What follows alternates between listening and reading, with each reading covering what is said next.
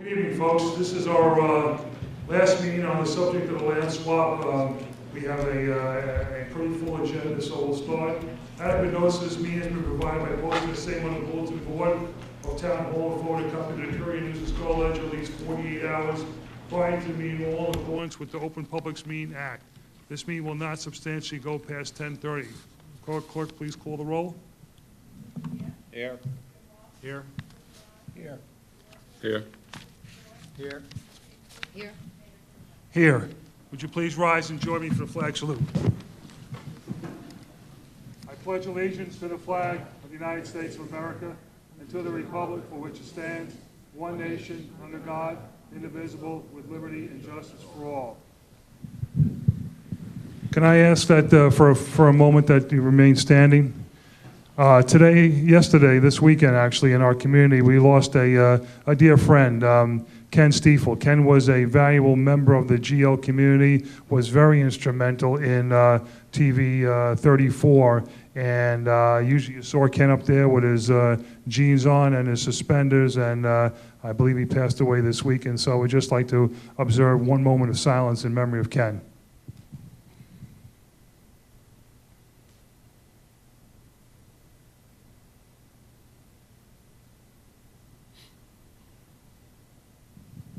Thank you very much.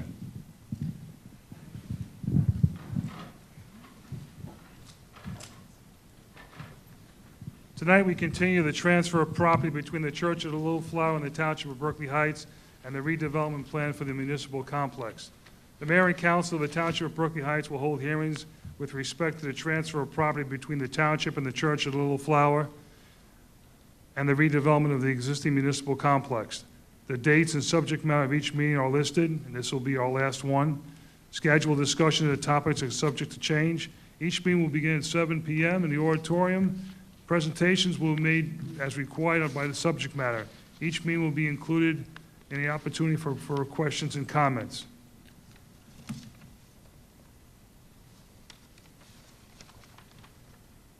Tonight we have our planner, Mike Mistretta, who will be, the list of documents is there, and without further ado, I will turn it over to Mr. Mistretta. Thank you. In the handout that you have tonight, there is a list of documents. I just want to make sure, I just want to walk through those quickly and then start the presentation. Everybody was handed out a meeting agenda.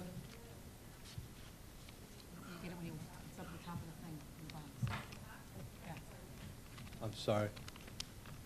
There are meeting agendas all the way up on top. If you want to take a moment to get a copy. What the meeting agenda, we have a handout tonight, and the purpose for that is at the last hearing, at the end of the meeting, we went through basically the numbers, the cost and so forth, and there's a lot of numbers that were thrown out there. And what we thought better tonight was if we could reduce that to one page and attach the sketch that goes along with it. You heard a lot of talk about option 1, option 2, and a lot of numbers that were thrown out there. And so what we decided to do tonight was, it's kind of taking a step back, going back to the end of last meeting, but we've prepared a handout. It's up on top here, and it shows option 1, which is the reconstruction of the municipal complex at Park Avenue. It walks you through what would be included as part of that project, as well as the cost.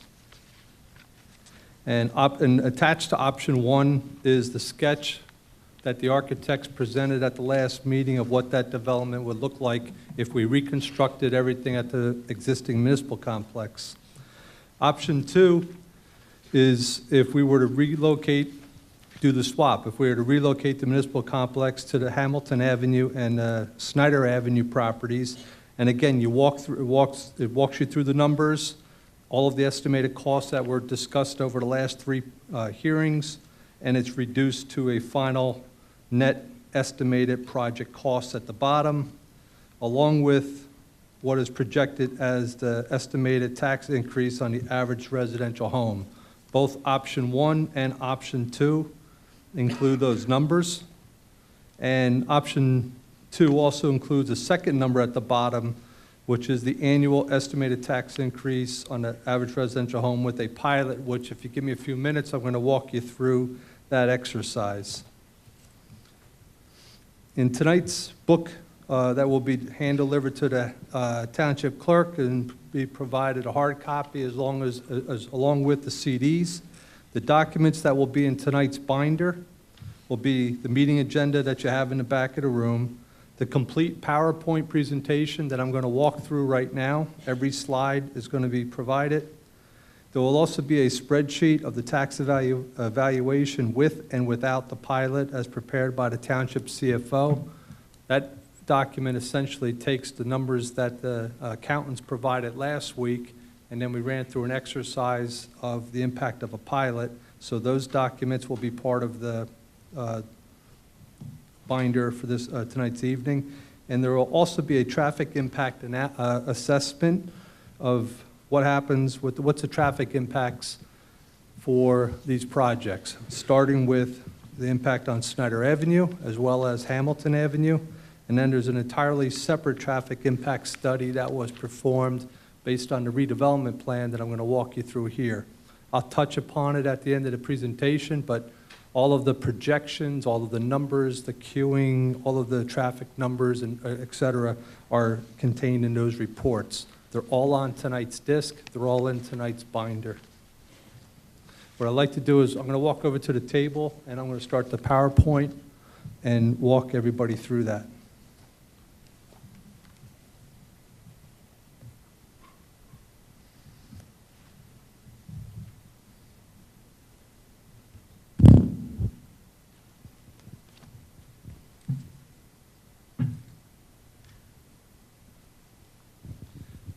The municipal complex redevelopment plan. There are 7 components of it: existing conditions, redevelopment law, redevelopment plan, the conceptual site plan, demographics, which speaks about the number estimated of public school-aged children, pilot and municipal revenue, and then the project schedule and other considerations. Under existing conditions, there's just a series of slides. I know we're familiar with it, but it's just part of the redevelopment plan to talk about the existing conditions. We're familiar with our municipal building and the situation with our parking along our front lawn there, along the railroad tracks.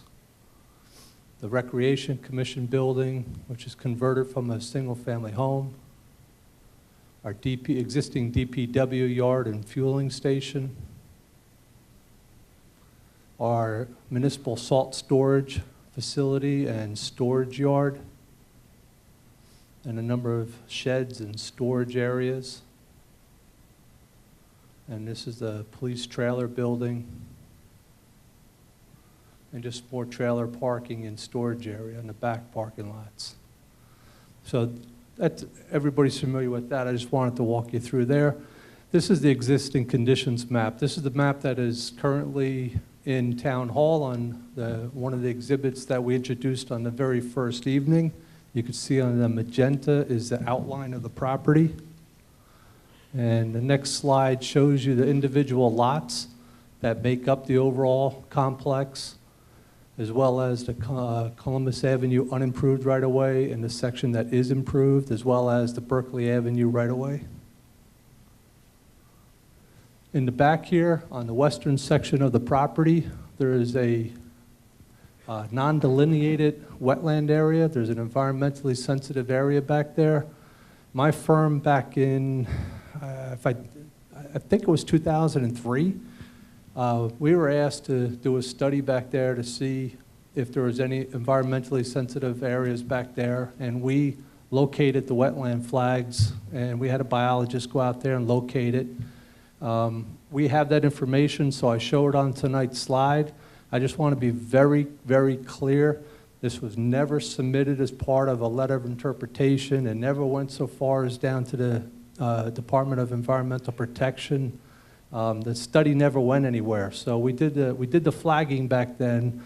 There's a very good opportunity. It looks differently and maybe shaped differently than it is right now, but that was the situation back in approximately 2004, it may have been 2003. Around that wetland area is what's called a wetland transition area. That's the green line you see.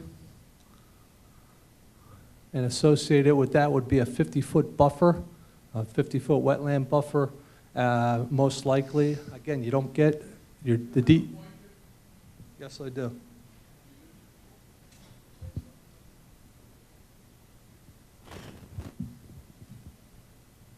Here is the wetland area, the one that's shaded in right here. This is what's called a wetland transition area, the green line that wraps around it. And that little label right there just says 50-foot buffer area. That has not been confirmed by the DEP. You will only get that confirmation of this area after you submit what's called a letter of interpretation to the DEP. They issue a legal document that establishes the wetland points, the wetland areas, and they also assign a number to the wetlands. It's either 0, generally 0, 50, or 150. Most of the cases in this general area, it's a 50-foot buffer. You get into 150-foot buffers under endangered and threatened species and a certain other criteria. So the purpose of this slide is to show you what the development constraints are and what we have to deal with as we move forward on the redevelopment of the project. Then we go to redevelopment law. Redevelopment plan is governed by the local redevelopment and housing law. That's different from your general regulations, your municipal land use law. We're under a different type of law in this project, local redevelopment and housing law.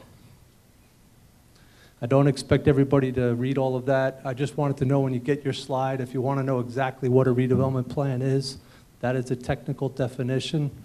I'll read part of it, but the redevelopment plan is generally what's known as a mini master plan just for this property. It's customized as we see fit, as this community sees fit for this particular piece of property. It's not a zoning ordinance. It contains a lot more information than a zoning ordinance. A zoning ordinance is a very simple document. As you'll see as I go through this, a redevelopment plan, there's an awful lot to it. No redevelopment project shall be undertaken or carried out except in accordance with the redevelopment plan adopted by ordinance of the municipal governing body. What does that mean? It means that everything that we talk about tonight is an exercise. And there's no vote being taken. This is all preliminary. This is just informational. Should this project go forward, there has to be a separate public hearing in front of council advertised just for the redevelopment plan, at which time public comment is taken in consideration and so forth. The redevelopment plan shall include an outline for the planning, development, redevelopment, or rehabilitation of the project area, sufficient to indicate. And it talks about local objectives, land uses, density, population, traffic, public transportation, public utilities, recreational, community facilities, and other public improvements. In other words, the redevelopment plan has to touch upon how it's going to impact the community on all of those issues. Proposed land uses and building requirements in the project area have to be specified. And any significant relationship to the redevelopment plan, to the master plans of other contiguous municipalities, the master plan of the county, as well as the state development and redevelopment plan. So you have to show how this redevelopment plan fits into all those other documents. A redevelopment plan may include the provision of affordable housing in accordance with the Fair Housing Act and the housing element of the municipal master plan. The redevelopment plan shall describe its relationship to the pertinent municipal development regulations as defined in the municipal land use law. And the redevelopment plan shall supersede applicable provisions of the development regulations of the municipality or constitute an overlay zoning district within that redevelopment area. What does that mean?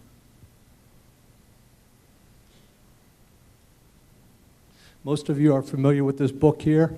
This is the Township Municipal Land Use Ordinance. and it controls the development of the properties in the town. What the redevelopment plan can either supersede this document, or it can be an overlay zoning district. I would highly recommend that it's an overlay zoning district. Why? Because just say you adopt a redevelopment plan, and then the redevelopment plan never goes anywhere. So for whatever reason, it never gets developed. What happens is it's an overlay, and the underlying zoning, which is open lands, remains intact. So the redevelopment plan only, even after it's adopted, if you do it as an overlay district, it only becomes active if the project moves forward. The underlying zoning does not change on the project, and that's what the way I would recommend that we move forward. Prior to the adoption of the redevelopment plan, the planning board shall transmit to the council within 45 days after referral a report containing its recommendation concerning the redevelopment plan. So, redevelopment plan is adopted, first reading of the ordinance, it gets sent over to the planning board. Planning board prepares a report, they send it back to council.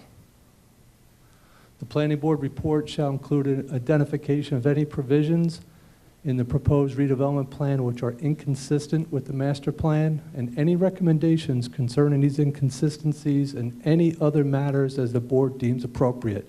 The planning board is a very important board. They see all the applications come in on a monthly basis. They get it. They see parking, they see utilities, they see traffic, all of the issues that are discussed. The planning board sees that on a regular basis. They're also the board that prepares a master plan.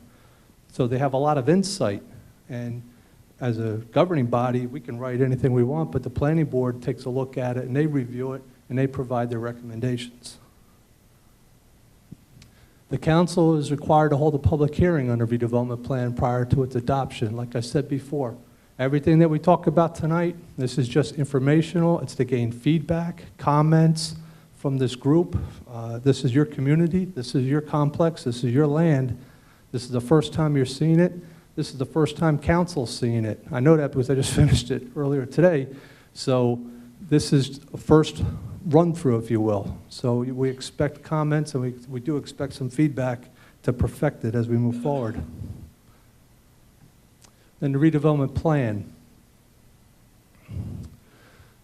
What I've chosen is, in your town, you have an existing downtown DH, the DH Downtown Housing -18 zone district, which permits 18 units per acre.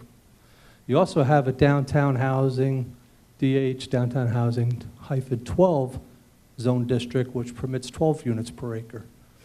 What I've based this preliminary redevelopment plan on is a new zone called the proposed DH Downtown Housing 15 zone district, which would permit 15 units per acre.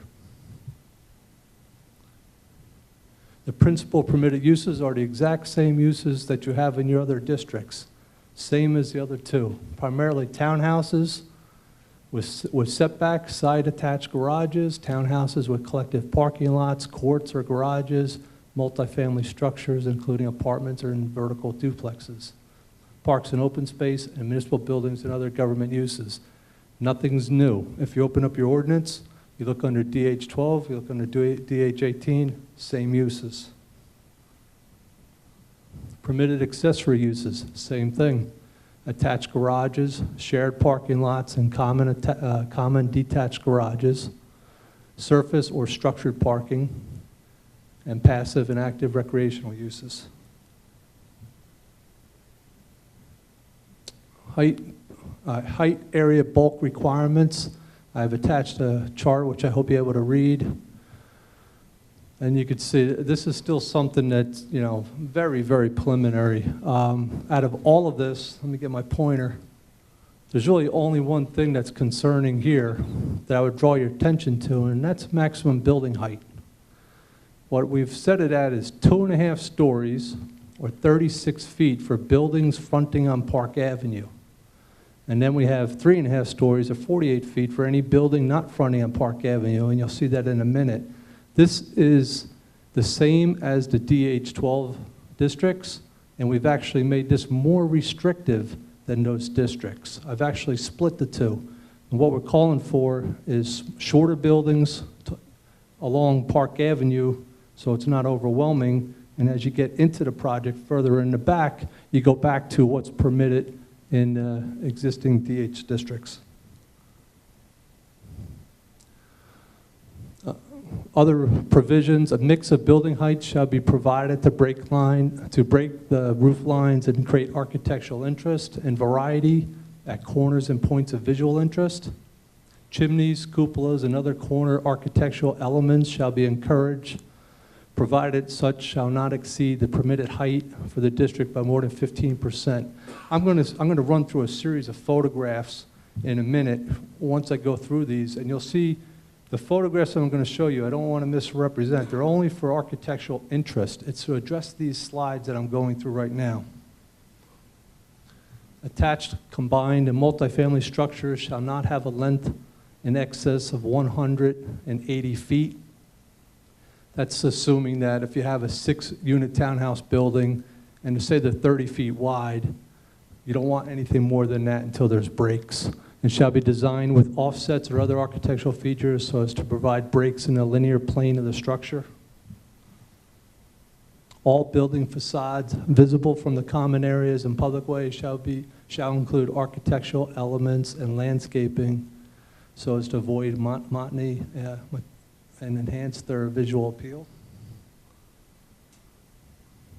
And the common open space and commuter parking spaces available for public use shall connect with existing or planned contiguous pedestrian walkways, plazas, and other open spaces, and shall be continuous, readily accessible to the public and to the Berkeley Heights train station. What we're going to do is create a series of public walkways from the train station to these units and the commuter parking spaces. Excuse me. All residential buildings shall be of varying size and heights and with attached setbacks, with varying setbacks so as to avoid long building lines which tend to act as a barrier. When you get into a townhouse, an apartment, a multifamily development, the biggest complaint you hear is it just looks like this big, huge old apartment complex with straight building lines for hundreds of feet and so forth, and they're very unsightly. And we're trying to make sure that that does not happen on this project. The DH15 has a maximum density of 15 dwelling units per acre, like I said before. It may be increased for inclusionary housing only as required by the redevelopment plan. What we did was we used the 15 times 9. It comes out to a total of 135 units. Out of that 135, we set aside 35 for townhouses and then 50 for one-bedroom apartments or condos. You'll see in a minute, or 50 two-bedroom apartments or condos.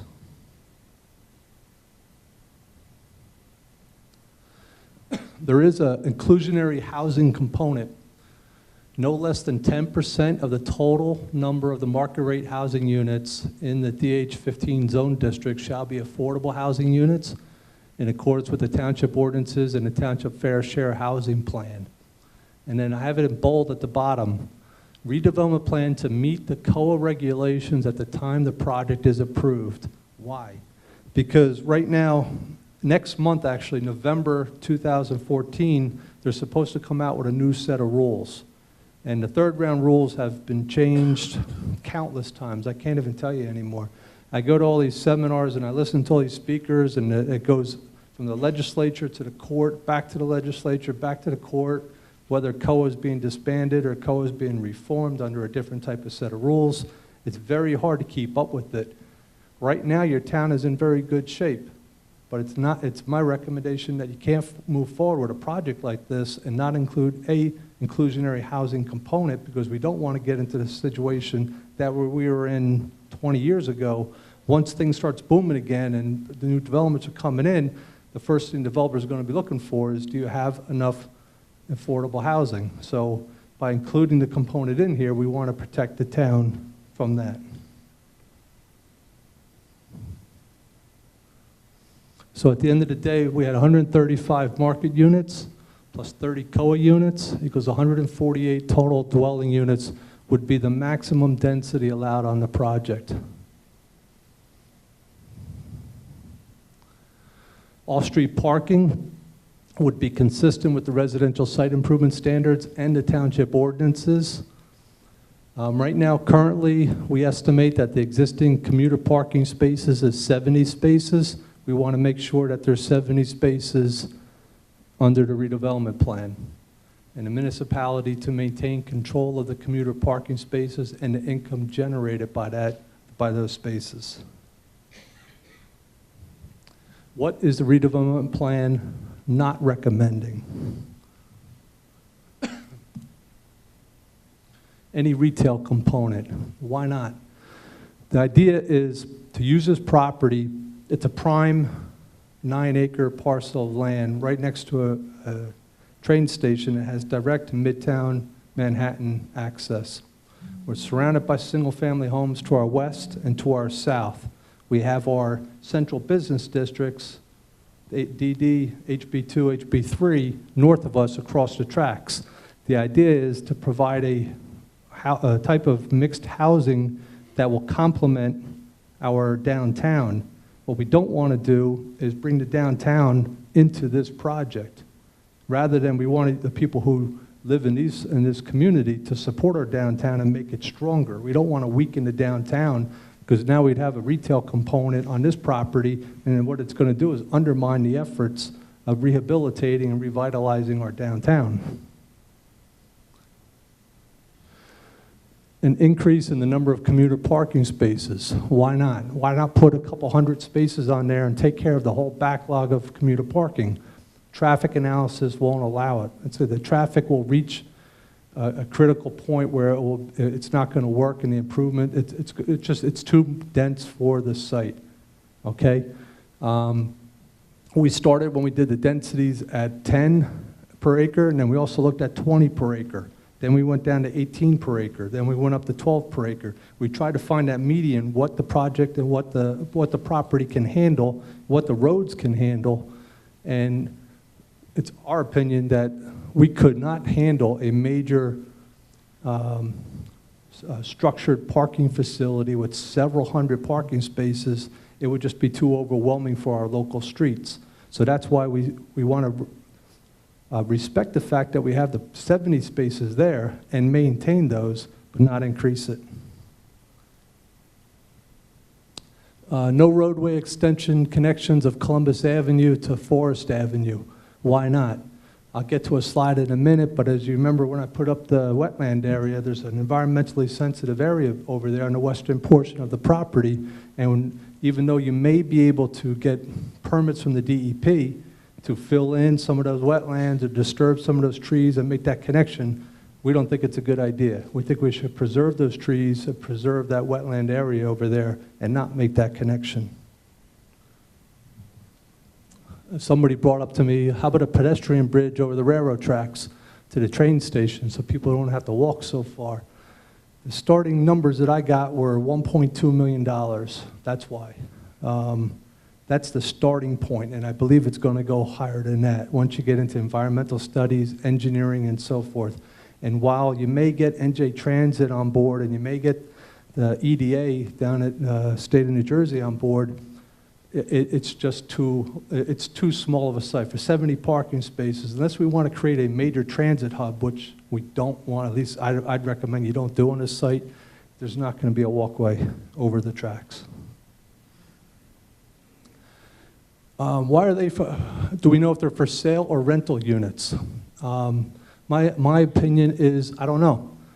To be evaluated as part of the RFP, RFQ process. Developers will be required to submit a detailed fiscal impact statement for the proposed project. Right now, the developers that I'm talking to, the market's coming back, but the market for condos is still very, very weak. Now, they both have different type of implications to the township, whether they're condos and for sale or rentals. And I'll get into that into a minute when I go through the RFP and RFQ process from the developers. Basically, we're going to have them submit the reports to the township, and the township will make that decision.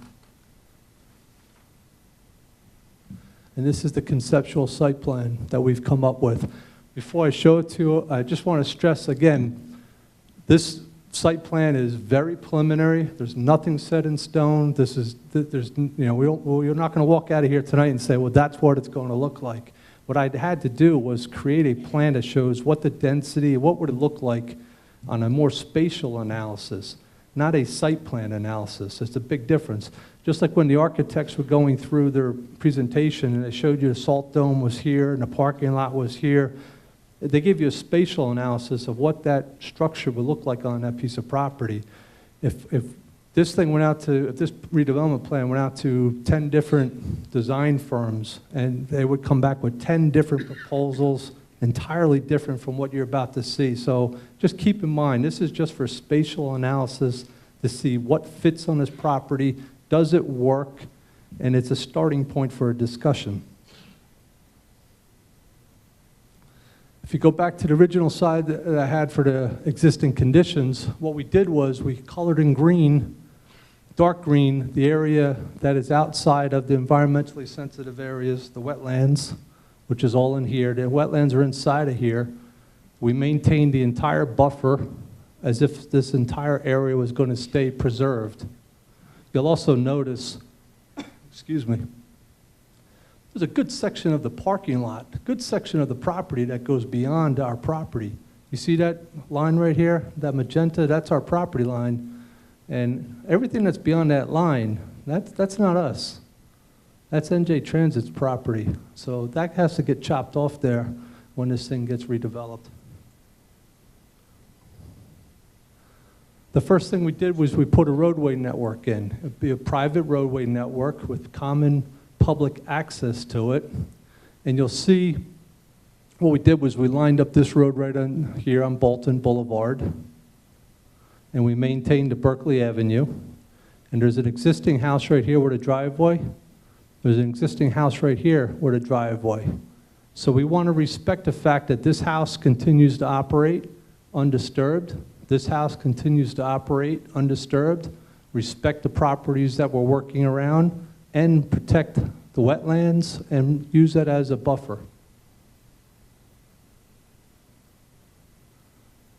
The next thing we did was we created 2 commuter/visitor parking lots.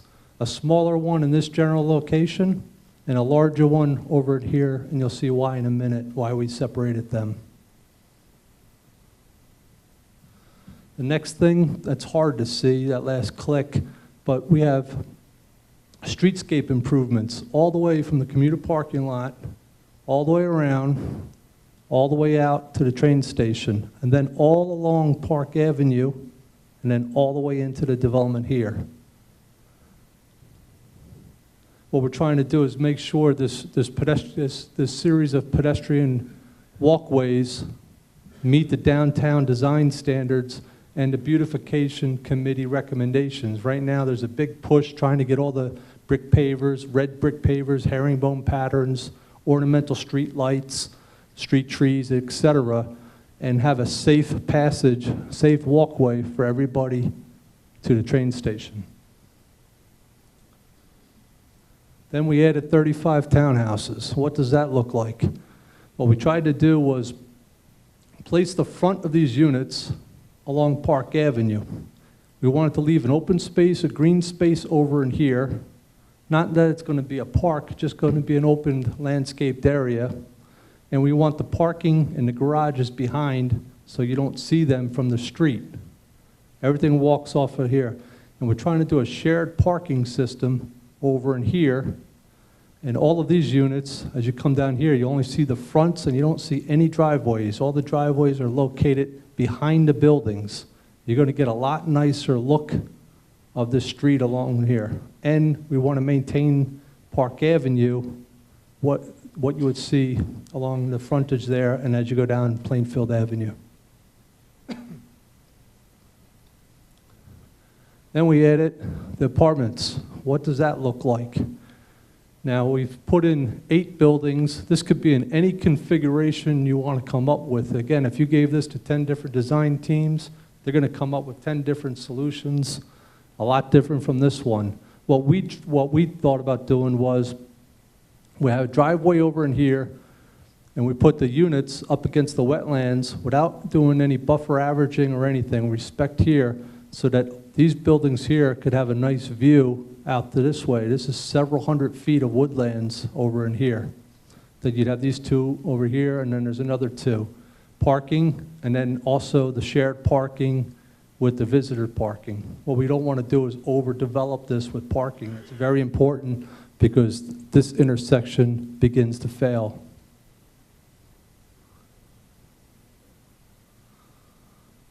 And then we just softened it up with some trees and vegetation. We would want a heavy vegetative buffer along the railroad tracks. We want the streetscape improvements all along Park Avenue, all the way into the site. And we keep this road right in here, the same thing with all of the trees, a heavy buffer of trees behind these residences. We did not want to put any buildings or anything over in here overlooking the backyards of these properties. We wanted to, if you see where the apartments are, they're overlooking either the railroad tracks, the wetlands, or parking, not somebody's backyard.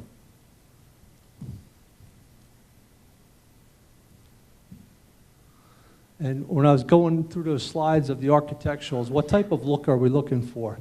This is a project called the Residences at Palmer Square down in Princeton.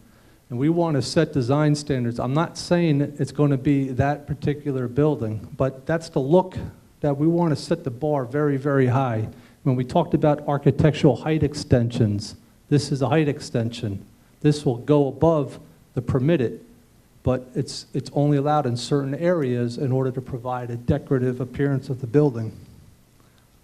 And these are just a series, if you just see how they do their pedestrian walkways, and from the street, if I go back to that last one, you know, just try and find a driveway on this development. It's very difficult. And these are just a series of slides of what we're trying to mimic on a much smaller scale. Our buildings would not be this tall. In the back they could be, but in the front, remember I said 36 feet. This is well above 36 feet. But it's the look that I'm asking you to take a look at, not the building height. It's just the overall appearance, how they put their ornamental street lights, how they've done some hedges along their walkways, and how they just do the ins and outs of the building. The architects can speak to this a lot better than I can. We don't want flat buildings, long flat buildings. This is how they've done their pedestrian walkways. They've done little bridges, little archways, and so forth. Just another corner. If this type of corner was constructed on a 2.5 scale level at the intersection of Park and Plainfield Avenue, and your townhouses were like that, along with your ornamental street lights and the street trees, and we had some fencing and so forth, that's the look that we're looking for. And you see the building fronts up on the street. The parking is all behind it. And at the end, that's what we trust. This look right in here, along Park Avenue, what are you going to see? We want you to see this on a smaller scale, and these could be back in here, again, on a smaller scale. And we want all the parking behind the buildings so you don't see any parking lots and cars. Demographics. There's a publication, November 2006. I know this is hard to read, but I wanted to make sure when you pick up your disc that you had where I'm going to come up with these numbers. It's Who Lives in New Jersey. It's done by the Rutgers Blaustein School. Most planners I know rely heavily on this publication.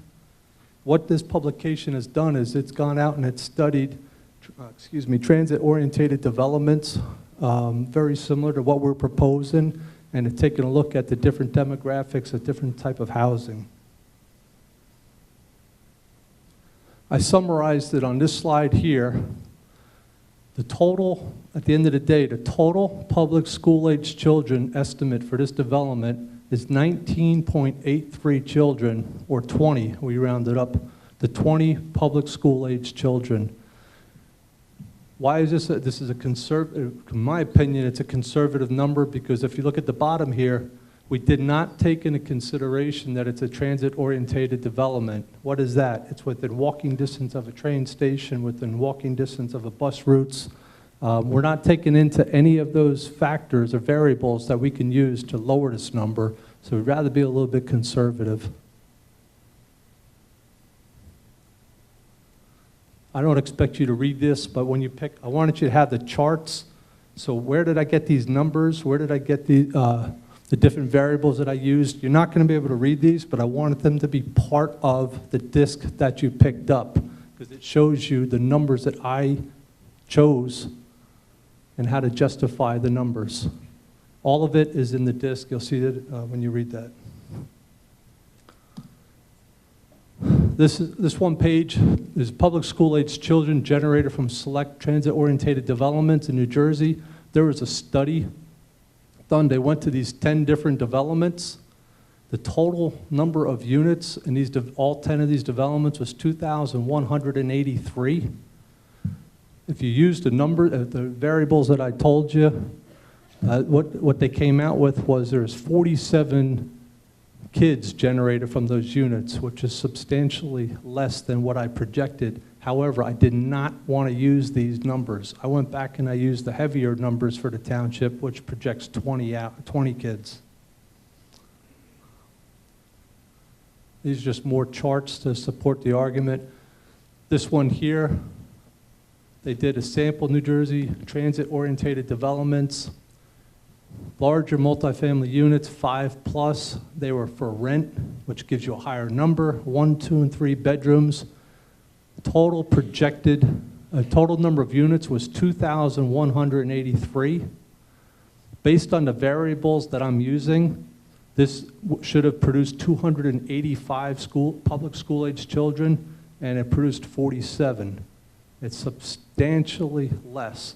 I'm not an architect. These gentlemen over here will go into it a lot better than I could, but these type of developments are being designed architecturally to, I don't want to say prevent school-aged children, but they're designed in such a fashion that they're marketed for not raising children in these type of developments. You can't put a sign up there and say you're not allowed to have any kids living in here. However, if you have a one-bedroom unit, we have 51 bedroom units, they're simply not going to generate public school-aged children, or at least not a substantial amount. And the pilot and municipal revenue. Can I just grab some water?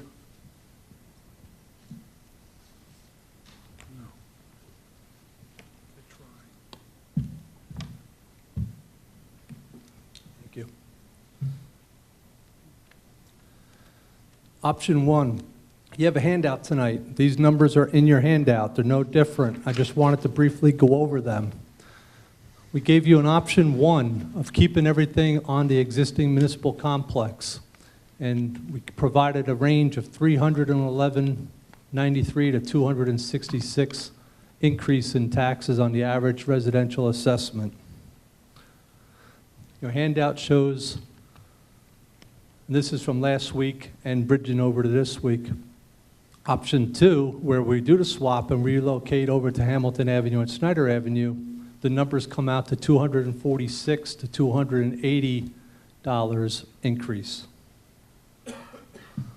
The third option is option 2 with pilot. Estimated tax increase drops down to $211 to $246 with the pilot. Yes, I'm going to right now. And I'm going to walk you through a sample pilot, but just like I said before when I went through that site plan, it's very conceptual. It's not set in stone. The pilot's even more so. I mean, we're really doing a lot of projecting out here because the pilot is based on a plan. We don't have a plan. I had to create a plan. I had to create a plan with a certain type of density in order to create a pilot. So a lot of this is, just keep in mind, we're projecting out quite a bit.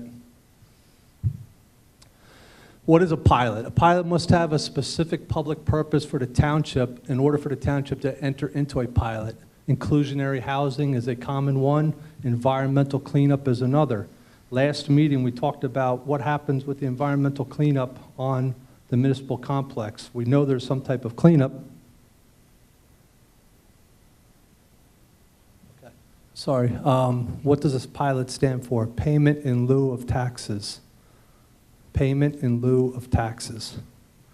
And you can only adopt a pilot if there is a public purpose. And two, I just picked out two, environmental cleanup and inclusionary housing are public purposes on public lands. Standard property taxes versus the annual service charge. When you get into a pilot, it's called an annual service charge, ASG. The land itself is assessed and taxed at the standard property rate. That doesn't change. In a pilot, you break the property into two components. Land stays the same. Whatever it's assessed at, it gets taxed the same way, and everybody gets their taxes. County, school, library, township, based on the assessed value of the land. However, on the improvements, what's built on top of the land, and the utilities, all the improvements associated with the development are taxed differently. You enter, the township can receive up to 95% of the ASG, the annual service charge, and the county is required to get 5%. It used to be 0, but the counties got mad, and they went and they changed the rule, and they made sure that they got their 5%. The school district is not required to receive anything, although this can be negotiated, and it commonly is. It's usually negotiated based on the type of development, and you go back to the projections of school-age children.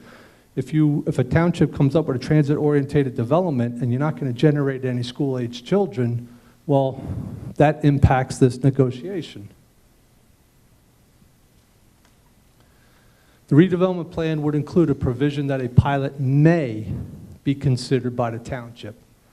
And that's all it does. Redevelopment plan does not create a pilot. Even if the council adopted a redevelopment plan at the next hearing or at a public hearing and went through the whole ordinance process, that does not create a pilot. What the redevelopment plan will simply have a paragraph in there saying that the township governing body may wish to enter into a pilot with a redeveloper. That's it, one line. All right, and why can't you enter into it yet? Well, you need a redevelopment plan that's approved first. Then you need the environmental studies are completed, because all of this is going to come into play. Then you need a fiscal impact study, a fiscal impact analysis of the pilot versus a standard tax rate. And you want that provided by the developer. So he can show the township, CFO, and have everybody review it, what are the advantages? Does it make sense for the township to enter into a pilot? Also, you have the traffic impact analysis. If you go back to what I said in the beginning, a redevelopment law is different than a municipal land use law. Just say this type of development generated the need for a traffic signal at Park and Plainfield Avenues. The total cost for that could range somewhere between $300,000 and $400,000. If you stick under the municipal land use law, you're only allowed to have that developer pay for his pro rata share for that traffic light. However, under a redevelopment plan, you can make that a requirement of the redevelopment plan that the developer does that traffic light and that he does the environmental studies and cleanup and basically any other reasonable improvement that's attached to the redevelopment plan. And finally, detailed site plans are submitted by the designated developer. And the reason for that is you need to understand the extent of the on-site and off-site improvements. Excuse me, the township cannot make any realistic determination whether or not we should decide to get into a pilot until we have all of this information so that we can evaluate it. Pilots are calculated one of two ways. The municipality may charge up to 2% of the total project cost. This is the one that I'm most familiar with, TPC. And the other one is a percentage of the project's annual gross revenue, which is AGR. The pilot must be phased into full taxation by the end of the abatement, which is somewhere between 10 and 30 years. Again, that's all negotiated. This slide is the same slide that you saw last week. If you look at the top portion of it down to here, if you remember, we took the 35 townhouses, 100 apartments, 13 affordables, came out to a value indicated assessed after the equalized ratio and so forth. The tax revenue was $833,733 anticipated for this project. Of that amount, the municipal revenue is 17.12%, or $142,000. The rest goes to the county, school district, and the library.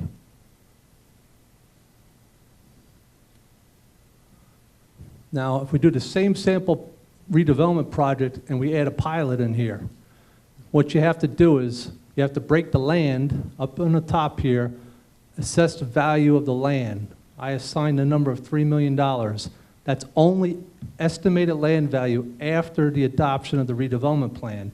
The redevelopment plan creates density, use, all those other items that we talked about. Now the land has value. It's no longer public lands. So we assess this number to it. Using the tax rate, the tax revenue comes out to $115,000. Of that portion, the municipal portion of it is $19,743. We're only talking about land at this point in time. And then everybody, the county, school, library, gets their share. Plus, this is what a pilot is, for as clear as I can make it. Total estimated cost of the improvements, I came up with $16,790,000 TPC, total project cost. I have a slide, I'll go into that in more detail in 1 minute. You take your 2% annual service charge. Instead of a tax, you're getting an annual service charge. It's $335,800. The municipality can keep 95% of that, or $319,010. 5% has to go to the county, which is $16,000. So up here on the land, we got $19,743. Down here, we got $319. Our total would be approximately $338,753. Now, why would any developer enter into a pilot? If you remember from last week, let me see if I can get that slide. If we went straight taxes and we built this type of mixed housing development, what is the developer expected to pay on today's rate? $833,733. We get a little bit of that, $142,000. So the developer, that's the number that he sees. That's the only number that he cares about, right there. When you go to the pilot, what's the developer paying?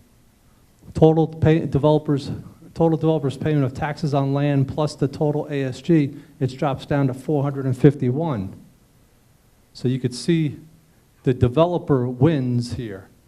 The township wins here. And how do you get the developer to do things that he doesn't want to do? How much is he saving yearly on a pilot? Well, we don't let him walk away with that money. We then put that money into the project or other improvements. Traffic light, environmental cleanup, streetscape improvements, walkways to the train station, so on and so on. It's all negotiated. And this just summarizes the pilot. Total municipal estimated tax revenue with the pilot, it's estimated $338,000. Total municipal estimated tax revenue, standard municipal tax rate, $142,000. I just gave you, that's a very simplified approach. There's a lot of little nuances of it and so forth, but I just tried to give you a very simple example. Other considerations under a pilot, the assessed value of the improvements is not added to the municipal tax base. So that's a negative.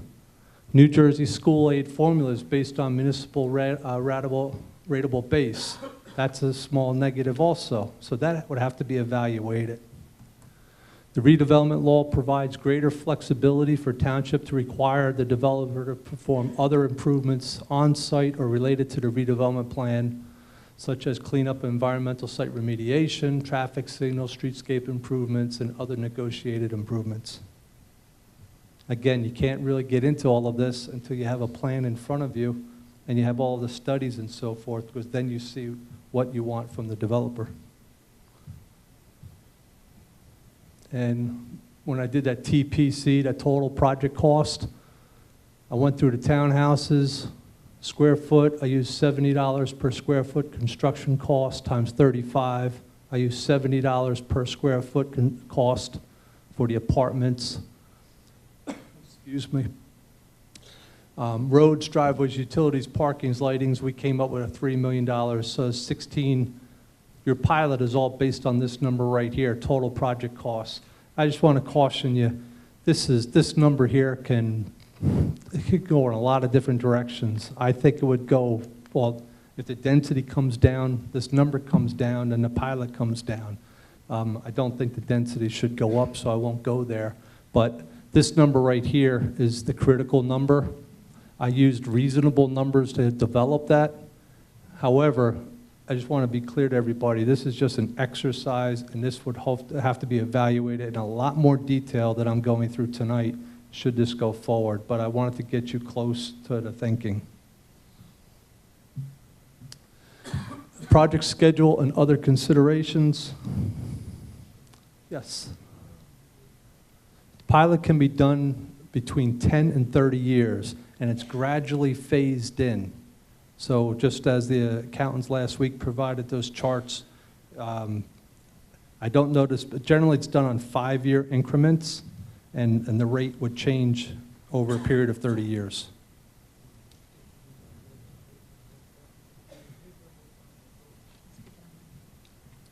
If we were to pay for the whole project over 20 or 25 years, would we do a pilot over 20 or 25 years? Or some? The pilot does not have to coincide with the bonding, okay? So the question was, how long would you do the pilot for? And my best answer that I can give you is I'm not sure. What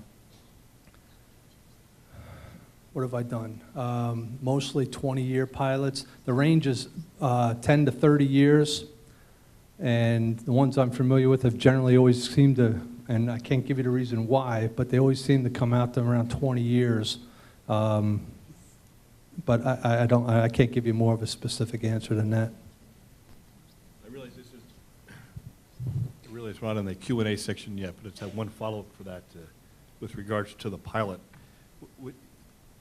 Up here on the presentation, you talk about the standard tax methodology, and then separately you talk about how you would calculate that payment in lieu of taxes and the mathematics behind that. You also mentioned you have a 10 to 30-year window. This is sort of where that could be applied before it reverts back to a traditional or a standard tax relationship with the town. You also mentioned that there's a transition period. Is that, so we can understand the definition of the word transition, using your numbers, would it be $338,000 for 10 years and then it swaps over to a traditional, or does it phase out? It phases in. It phases in over either 5-year increments, 5, 10, 15, 20, and each time the pilot becomes less and less and the municipal taxes starts to become more in effect 100%. So it phases in, generally speaking 5-year periods, 5-year increments. So this is what I understand. So theoretically, if it was a 10-year period, on year one it would be 100% pilot, 0% traditional, and then it would go down to 50-50, and then 0 and 100. It would sort of transition that way. That's a fair way of saying it, yes. Okay, thank you.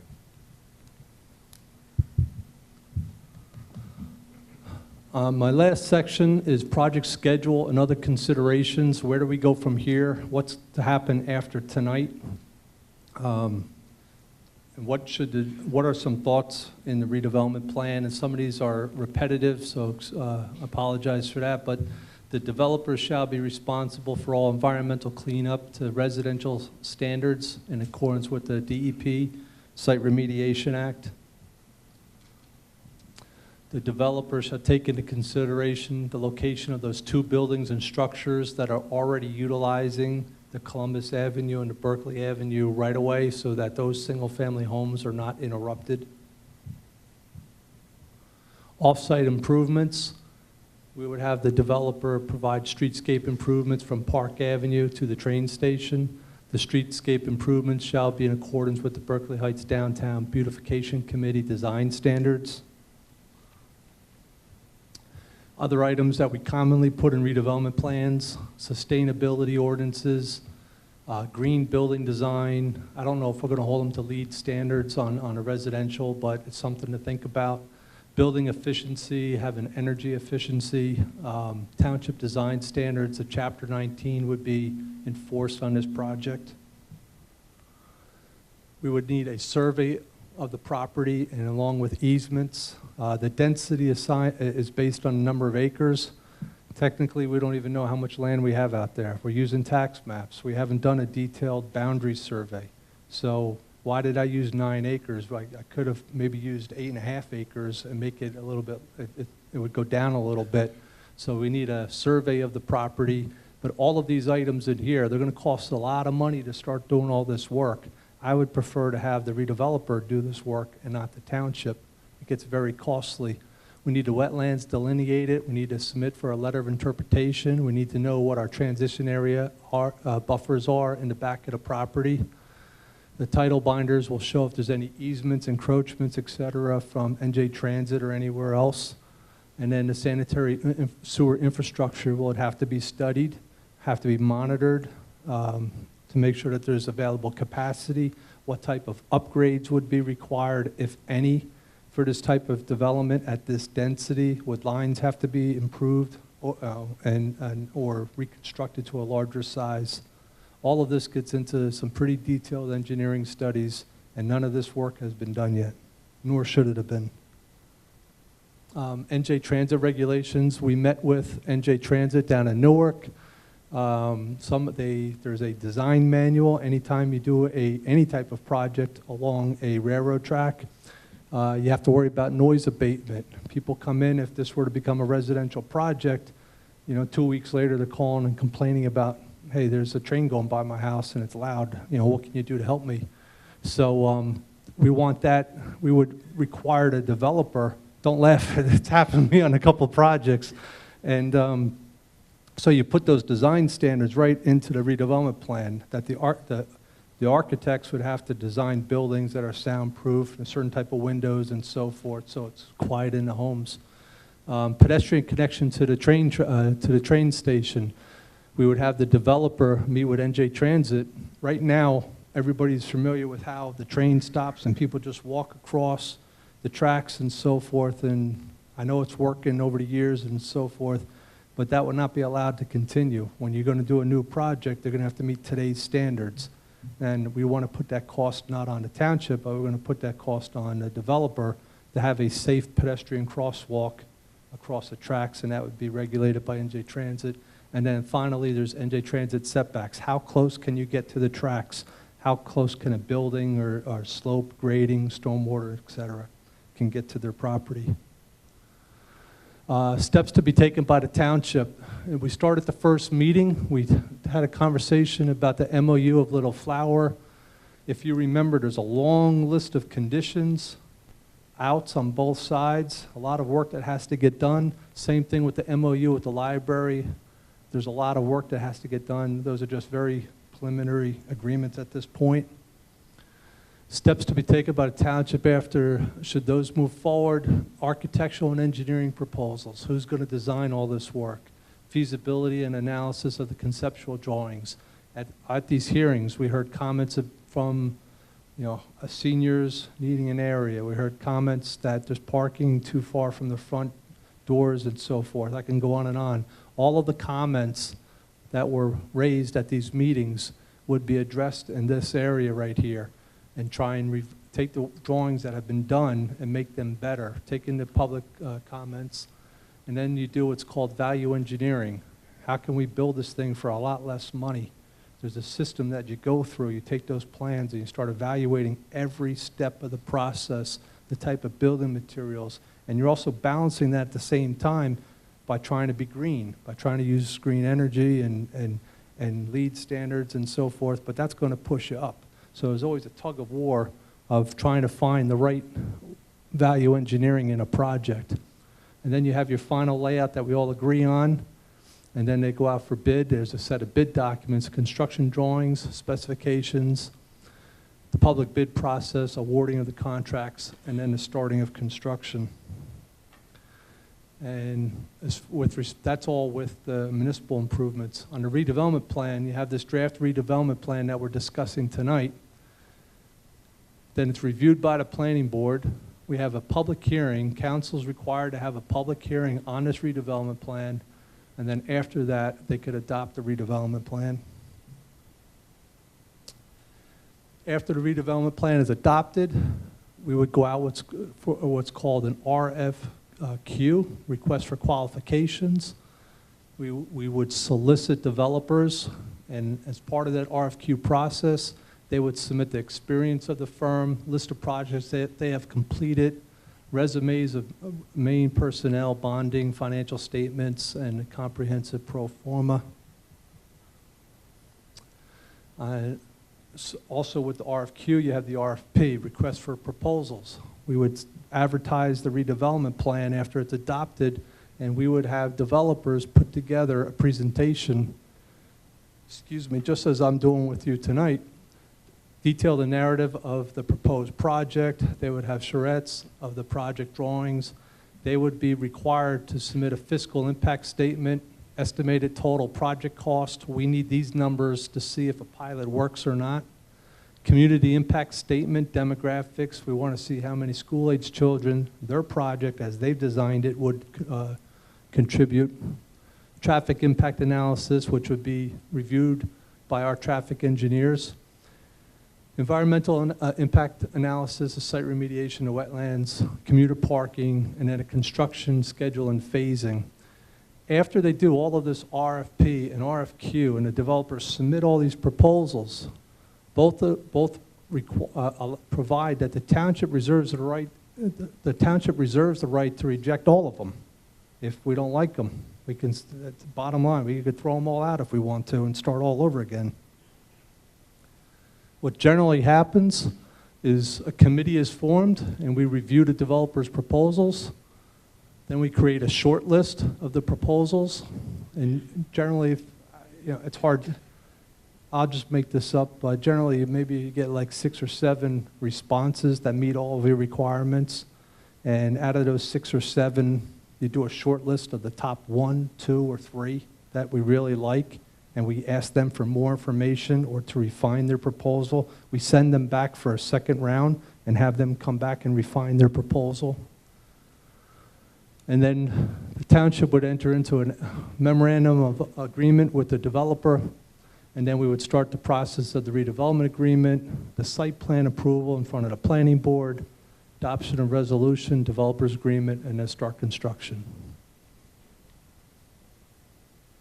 That's my presentation, and at this time, I'll open up the questions to Mayor and Council, then I'll open up the questions to anybody in the public, and then I want to just say that since tonight's our last meeting, we have our township CFO here, we have our architects here, we have our township attorney here, so if there's a comment or that you've thought about from a previous meeting that you want to raise or ask, we're going to try our best to answer that too. So your comments are not just directed at what you saw tonight, but we're going to try and open it up to any comments or thoughts or suggestions that you have. Thank you.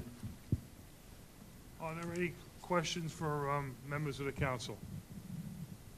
I do, Mr. Mayor. Michael, you mentioned the walkways, which would be developed from the area of the condos and/or apartments or what have you, going to the train station. And you indicated that the current circumstance would be unacceptable.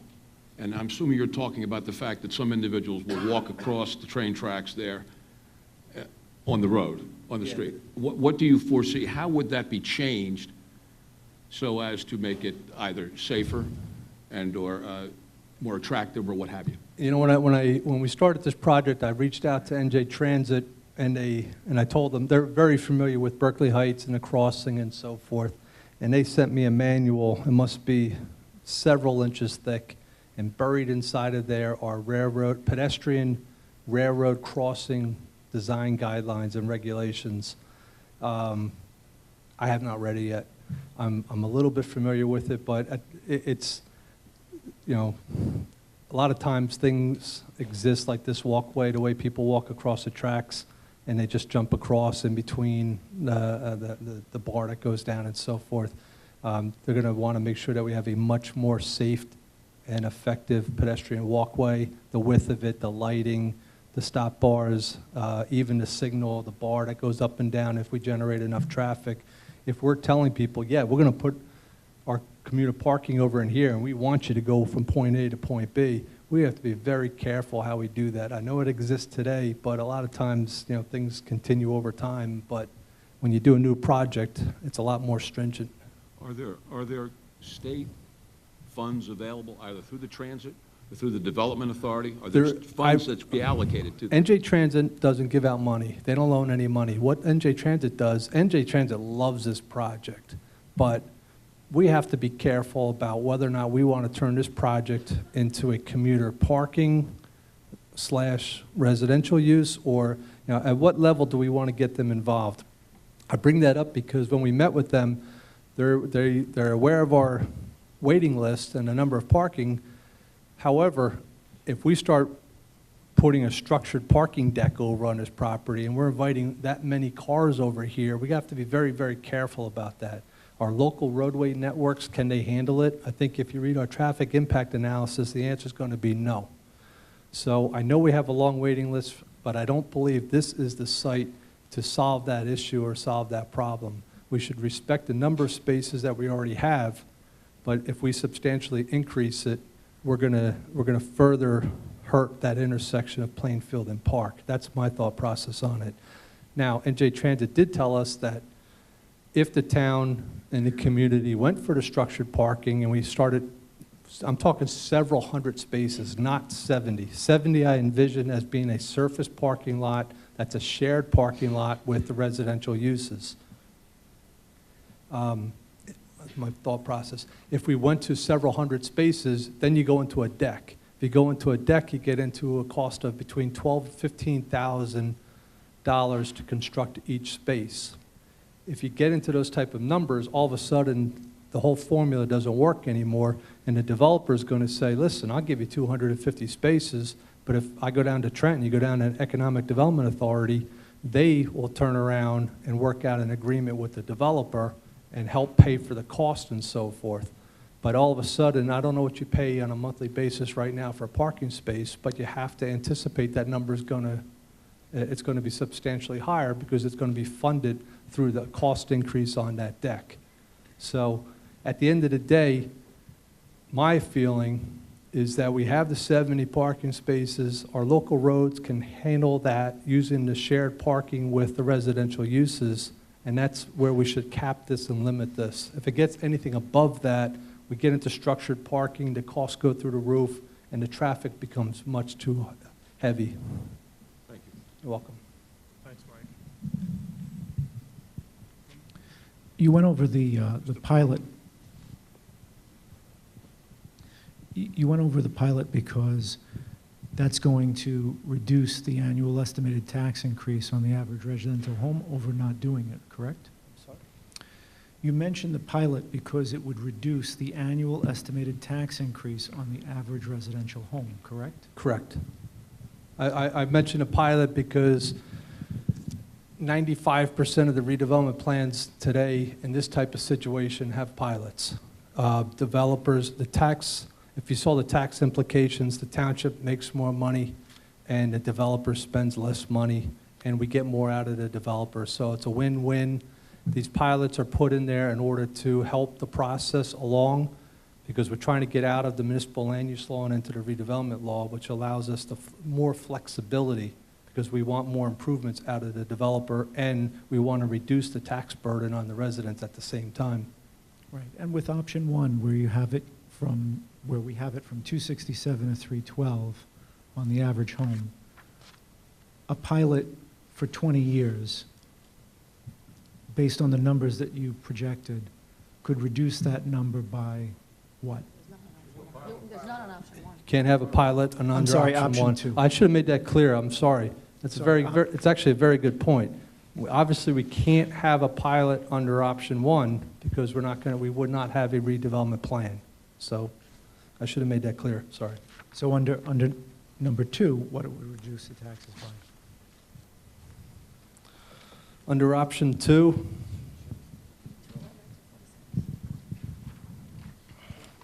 211 to 246. it drops it, approximately $36 in cost, from 211 to 246 with the pilot, to 247 to 280 without the pilot is the range right now. The numbers that I'm referring to are in your handout. Option 2, it's right at the bottom of the page, so everybody can have that handout tonight. You can see the numbers that I'm talking about. Mike, can I ask a question about the pilot? Sure. It's a payment in lieu of taxes that you're saying is phased in 10 to 30 years. So if I'm building townhomes, is the resident then paying that pilot instead of a tax over the next 30 years? Because it's not the developer that owns it anymore. I'm confused as to how this concept works.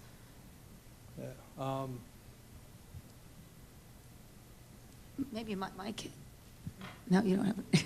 No? Answer that one? Yeah.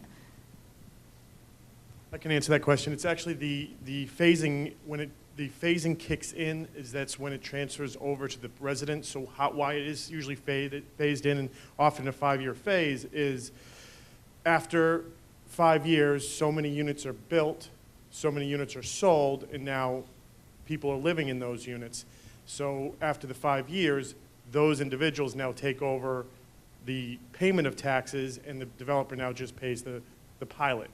So but basically there may be an overlapping period where you'll have some people living in there not paying taxes because it's being paid through the pilot until that phase kicks in.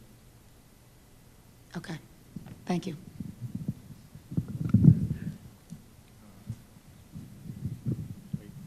Are there any other questions from the members of the council? I have a lot, sorry. I just want to give everyone else a chance first. I guess my first question is, you had said that there's 135 units of regular housing and then 13 units of COA. I was always under the impression that the COA units get put on top of whatever development. Like, let's say if it's, you want to do housing 15 units per acre, I thought the COA wasn't counted in those 15, you actually add them on top. So it'd be, say, 1.5 per acre. I think that's what I did. I did 15 units an acre, which comes out to 135.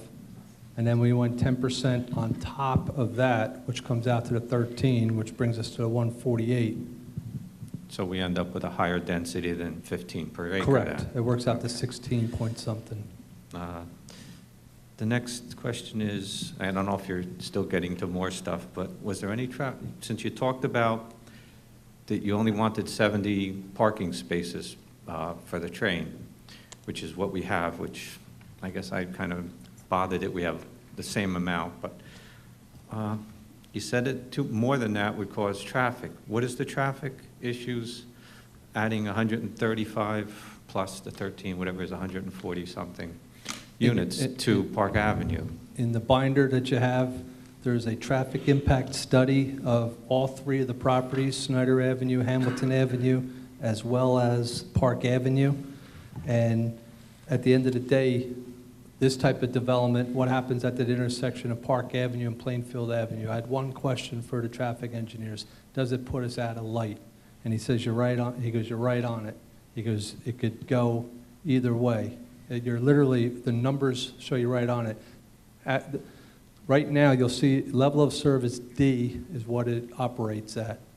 Today, level of service D. With this development, she goes to level of service E. It does drop down 1 level. But the chip generator, they will not make a commitment of saying that we have to put in a light unless a more detailed study is done at that intersection. Although you have to do a lot of counts and so forth. It's a pretty heavy-duty study. I know the cost is between $300,000 to $400,000 for a light there, and what we can do in order to protect the township and the traffic is make it a requirement of the redevelopment plan to not only improve that intersection, but any other intersection that falls down in a level of service based on the traffic. I mean, again, I guess, since you kept saying this, and it's in one of my questions, everything kept basically being put on the developer. The developer has to clean up the property, the developer has to provide space, the developer has to provide a traffic light, all that. It's not like the developer is going to shell out more. He's just going to pay less for the property. It's going to lower the value of the property, so we still But that's why indirectly are paying for it. If you go back, I can go back to that slide, and that's why the pilots are so commonly used now, because you get into these situations, almost, what property in New Jersey is not contaminated? What property in New Jersey can handle any type of reasonable residential development or commercial development and not create more traffic problems and that require hundreds and hundreds of thousands of dollars of improvements? Almost every one. I mean, we're a developed neighborhood. It's not just Berkeley Heights. Every place a ShopRite goes in or a shopping center or so forth, it blows out the traffic and so forth. But what the pilot does is take a step back. The redevelopment law takes the township out of the municipal land use law, where we're regulated very carefully based on pro rata share. The developer could turn around and say, well, I've added 100 trips to that intersection, but there's 2,000 trips there right now, so I only pay my whatever my share of that light is. The redevelopment plan allows us to put more on the developer. Now, why would he choose to do that? If we don't do the pilot and we just do the standard tax rate, you saw that he was going to be paying, if memory serves me, I think it was $833,000 a year. Through the pilot, he is saving, I think his number was $460,000 or something like. About 40, 45%. Yeah, there's a substantial savings to the developer. Now, what does he do with that money? We don't let him just take it and put it in his pocket and go home. We want a part of it to help our community, and he's going to keep a part of it to make his project successful. We want him to be, we want it to be a successful development too. You're right, you don't want to put too much on him, but that's why you can't get into the detailed discussions of a pilot, and I've gone very far tonight, but I got to take a step back. Until you have all that information, traffic impact analysis, environmental impact analysis, an LSRP and a site remediation, I can go on and on and on. We could talk about sewers for hours. Until we understand the full impact of the development, then you have the documents that you need to start that negotiation on and ask the developer to contribute. Does that make sense? Well, I guess no matter how I look at it, it's going to lower the value of the land if the developer has to pay for X, Y, and Z, because he has to shell out more money. It's common sense that the value of the property has to go down. Think of it this way. Forget the pilot, forget the redevelopment plan. We just go with a standard rezoning. Whatever type of rezoning we want, we put on this project, all right? The developer comes in and he's going to generate traffic, there's going to be environmental cleanup, but we don't have the opportunity or the leverage to go and negotiate with him to have him do those items. He's just going to do what his pro rata share, the minimum amount required by law. And he's going to pay if we do a mixed-use residential development, approximately $830,000 in taxes a year. Under a pilot, if he's paying $400,000, there's substantial savings to the developer. I understand all that, but it's still, if I was buying a car with a dent in it, I'm going to pay less for the car because it has a dent in it because I have to pay to fix the dent. It's the same principle, but I'd rather move on to another question. If I could, Sure. just from your question, using the car with the dent analogy, if I have one buyer for the car, it's worth X. If I have 5 or 6 buyers for the car, it's obviously worth more than X. So, Michael, have you considered, and I know you said there have been various developers who have been involved, or at least reached out. What is your experience with respect to, obviously, the greater number of individuals who are interested in a property? What can that normally be associated with insofar as the value of the property is enhanced? Listen, there's no hiding the fact that developers, big-time developers throughout New Jersey are salivating to get on this property. Where does a property, 9.5 acres, across the street from a train station in downtown Berkeley Heights, when does that property like that become available? It doesn't. This is a very unique situation, and my recommendation, and that's why I spent time going through that RFQ and RFP process, we want to, it's in our best interest to create a competition here. Get it out there to the best and the brightest design teams and developers and have a competition. Have them come in here and wow you. I mean, let's see what they can come up with. The plan that I put up there, I mean, these guys they're a lot more talented than I am, and they're going to come up with different type of proposals and fiscal impact studies and traffic studies and so forth, and the governing body is going to be able to sit there and pick and choose and create a competition. With that, you're going to increase the value. I frankly find the car example odd. So I'd like to pose it a different way. Because I don't think the property has a dent in it, all right? Does a pilot, the existence of a pilot, does it impact the appraised value of a property? No, what impacts the appraised value of the property is a redevelopment plan. The redevelopment plan creates the density, the use, the setbacks, and everything that's going to go on there, and that is going to create the appraised value of the land. The pilot is split into two parts. The appraised value of the land would just be how it would be appraised under standard municipal taxes, okay?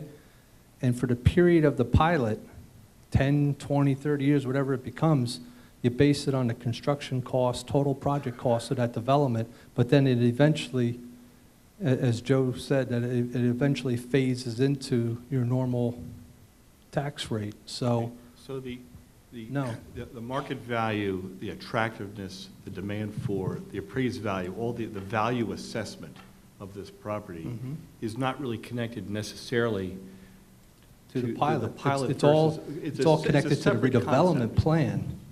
Understood. Just to clarify that. So I don't really see the connection of that example.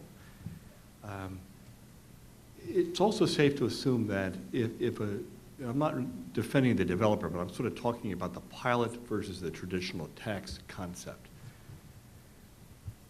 The fact that they're paying a lower effective tax bill every year, it's not a tax bill, it's whatever terminology you use, but it's the equivalent of paying a tax. The It's fact known that as a that's lower contract.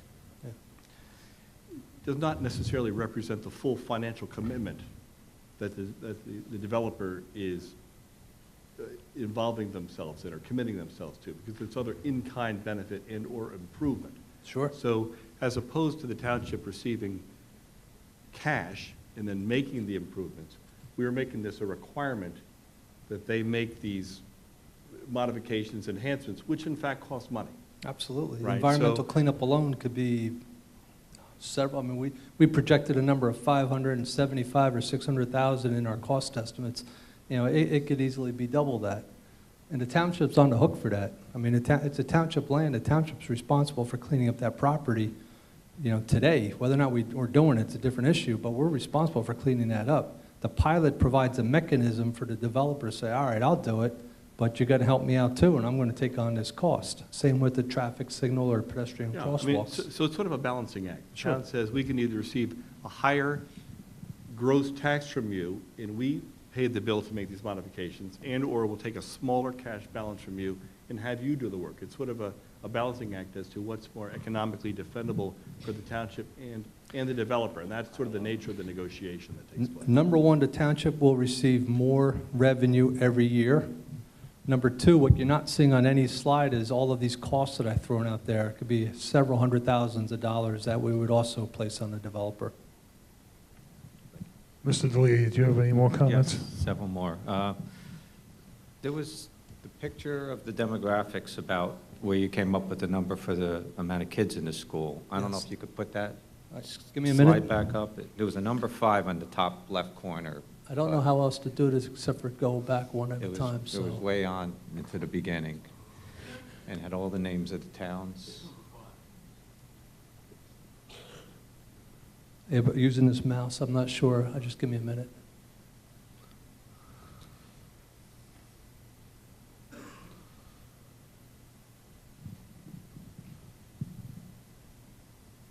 Oops. Let me go back to the beginning. Yeah, well, that was the one. Just past it. I passed it? Yes. That one. No, that What? was. Do you want this one? Yeah, that's the one where, Yeah. you know, they're all cities, like all West New York, all that is New Brunswick. They're all large cities, and they would have a different demographics than Berkeley Heights. I think the number one reason that residents come to Berkeley Heights is the school system. Mhm. And that's, as far as I'm concerned, hands down, there's no disputing that. And all those places are large cities that would be less likely to have kids where, I don't know about anyone else in this audience, but I can't believe that 20 school kids for 148 housing units, that just sounds impossible. And I don't think it's ever going to work that way. I'd say it can't. Okay. Um, I did not use these variables. I didn't use the transit-oriented development numbers. I actually skipped over those because they're way too conservative. So I just used the standard public school age demographic numbers that they give it in the beginning. There are two sets of numbers that they give you if you're going to try and calculate school age children: regular single-family home, detached, townhouse, apartment. And then they give you another set of variables if you're going to build a transit-oriented development. I did not use those. I stuck with the first set. Well, regardless, I'm just shocked that 20 kids for 148 housing units just sounds crazy. But going with that, if we even figured at 20 kids for all those units, that would be at $15,000 a year per kid. That's $300,000. And if, by the time we're done with the pilot program, which is with the school would be getting about $500,000 for those kids, that's cutting it way too close as far as I'm concerned. And on that basis, if we're doing a pilot program, I hate to say it any other way, but it sounds like the school is getting screwed out of $15,000 per kid for the house to send them to school. So it's gonna affect the entire school system if everyone else in town has to pay for all the kids that are going to school in this development. Is that plausible? Again, I'll go back to that slide too. What the pilot does is it leaves that number up to negotiation, and that's up to how the township sees fit to split that 95%. Yeah, because I can't see the school being thrilled with losing out and for the rest of the residents having to pay for all of these kids to go to school. But I'm going to move on to another question.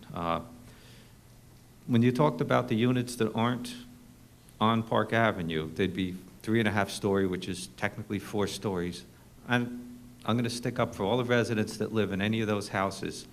I don't think I would want to have a building 4 stories high looking down into my backyard every day, because all the houses on Park Avenue are already established, and right now they have some type of buffer zone, and the way this is planned, they would be 4-story units where people can look right into their backyards, and I don't think that sounds practical or good for our township either. And I know you said that, you wanted it originally, that they were going to start small and go bigger to the back, but if it starts off right at the residential units, residential housing that we have existing, and we go right to 4 stories, that does not sound good for the people. Mr. D'Elia, the There's no plan that I force- saw was 2.5 stories on Park Avenue. I didn't see any 4 stories. The 4 stories were supposed to be in the back. They're going to be right behind the Park Avenue houses. Oh. All the houses that are on Park Avenue. Or 2.5 stories. They're 2.5 Well, stories. there's 30 ranches and a lot of, there's several ranches along that area, so. Okay. Everything along Park Avenue is 2.5 stories. 36 feet building height. But behind Behind those, it was 3.5 stories. and again, I don't Okay. want to have you go back to the pictures, but another question is, with all this housing, and I'm going to include, this is 148 units. The development that's proposed for Kings is another 160 units. If you do a redevelopment plan, there'll be more than the 160 units there. There's 100 units on Locust Drive where Dun and Bradstreet was. With all these developments, what if we have to expand the sewer plant and we just used up all the property for putting the DPW there? Then what do we do? Again, I just asked a couple simple questions at the people at the sewer plant as far as capacity. I have not done any detailed sewer analysis or capacity analysis of this development and adding the other two that you mentioned. I guess the last question I'm going to go with is, where the parking lots were, where there's 2 commuter parking lots in this, the one is similar to the spot where we have a commuter parking spot area now, and the commuters won't use it. So I can't see why they would want to use that, and that's the biggest one. But I also have a big problem with using the parking lot for 2 basic purposes, one for commuter, one for the residents, because what if the people that are residents don't get out of the way in time for the commuters? Well, They're out of luck now. The residential site improvement standards, which our ordinances are based on, include, and our parking design standards are based on the same exact information. They include a half a space for visitors per unit. And when you do the calculations, it comes out to 74. If we just stick with residential site improvement standards, it provides for 74 visitor parking spaces for this type of development. That's before we add 70 commuter parking spaces. So there's really an overlap right there. So we could actually reduce the number of parking. I would not suggest that you stick to RSIS and have 70 spaces, because I think you end up with way too much parking on the site. The visitor parking is part of this calculation already. There will be an overlap, but you're right. There's going to be a certain percentage that are going to be used every day. So you'd have to find that balance of what's the right number to satisfy the RSIS, the visitors parking, and the commuters. But you would want to be as accurate as you can be, maybe even land bank some area so that you could find that right amount that serves the public, but we don't end up with a sea of parking. I guess one last simple thing to look at it from a different perspective. I know you said going over the tracks for pedestrians would cost over $1 million. What about going under the tracks, like New Providence has? I don't even want to take a guess. I'm a pedestrian tunnel. Yeah, they have a little one at the New Providence train station. No, I know what you're familiar. I'm familiar with it, but I don't want to. I'm not comfortable throwing out a number. It's just beyond me right now. I mean, I don't know if it was a possibility. I'm just throwing it out there. That's all. Sure. Thank you. Are there any other questions from the members of the council? All right, we'd like to open up for questions on the presentation from members of the public. We do have the clock set at 3.5 minutes per person, and 3.5, I thought it was 4. it was going to be 3, but I feel magnanimous tonight. Okay, I'll be quick. Okay. Art Scholl, 41 Shady Grove Lane, Berkeley Heights. I am confused a little bit, because the first night I stood in front of you and I asked the question, are we currently talking to any developers? And I was answered unequivocally, no, one word from you, Mr. Mayor. And tonight I hear, when we talk to developers. So are we or are we not talking to developers? I've had. You asked me a question, are we talking to developers? Correct. I don't know the collective we. I have not talked to any developers. I. Members of the council have not talked to any developers. We refer all developers to our plan, so we have not talked to any Okay. developers. All right, thank you. You're welcome. Next question. Have we done any studies on crime versus population density? In other words, we have numbers related to crime with increased population in a given area. No, we have not. Will these new houses cost us new police force, additional police force? I don't know the answer to that. Well, shouldn't we know that answer? That would be part of the community impact statement that would be required under RFQ, RFP process.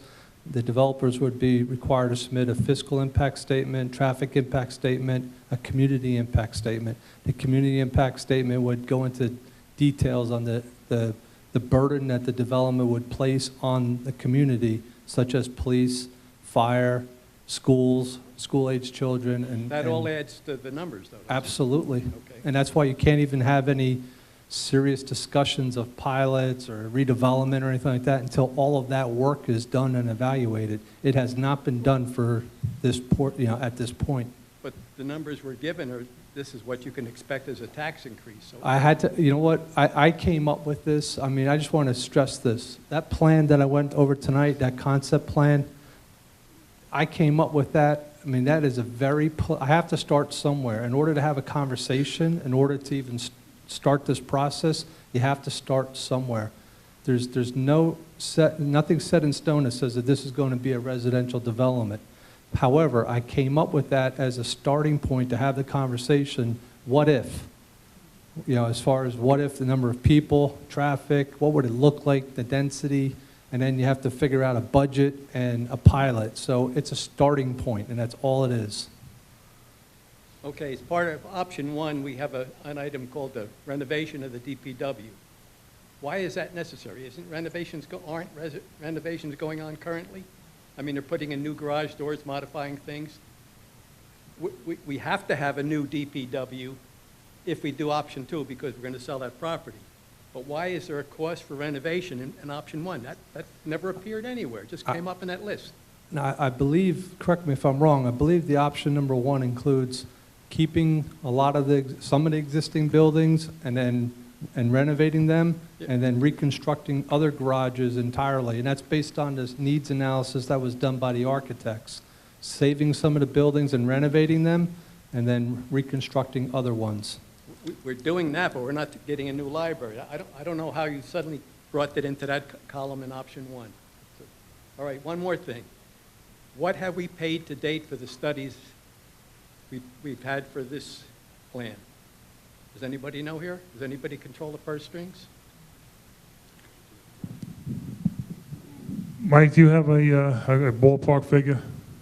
If you don't, I do. I have a figure. Okay, so why are you asking the question if you have the figure? Because I want everyone to hear the figure. Oh, okay. What's the figure? $97,000. $97,000, thereabouts. Thank you, Mr. 2 Chol. weeks ago. I don't know if that's true, but that's what Mr. Scholl said, so until we... Okay. Okay. Mike, do you have a number? I asked. Okay, we're close. We're close enough, thank you.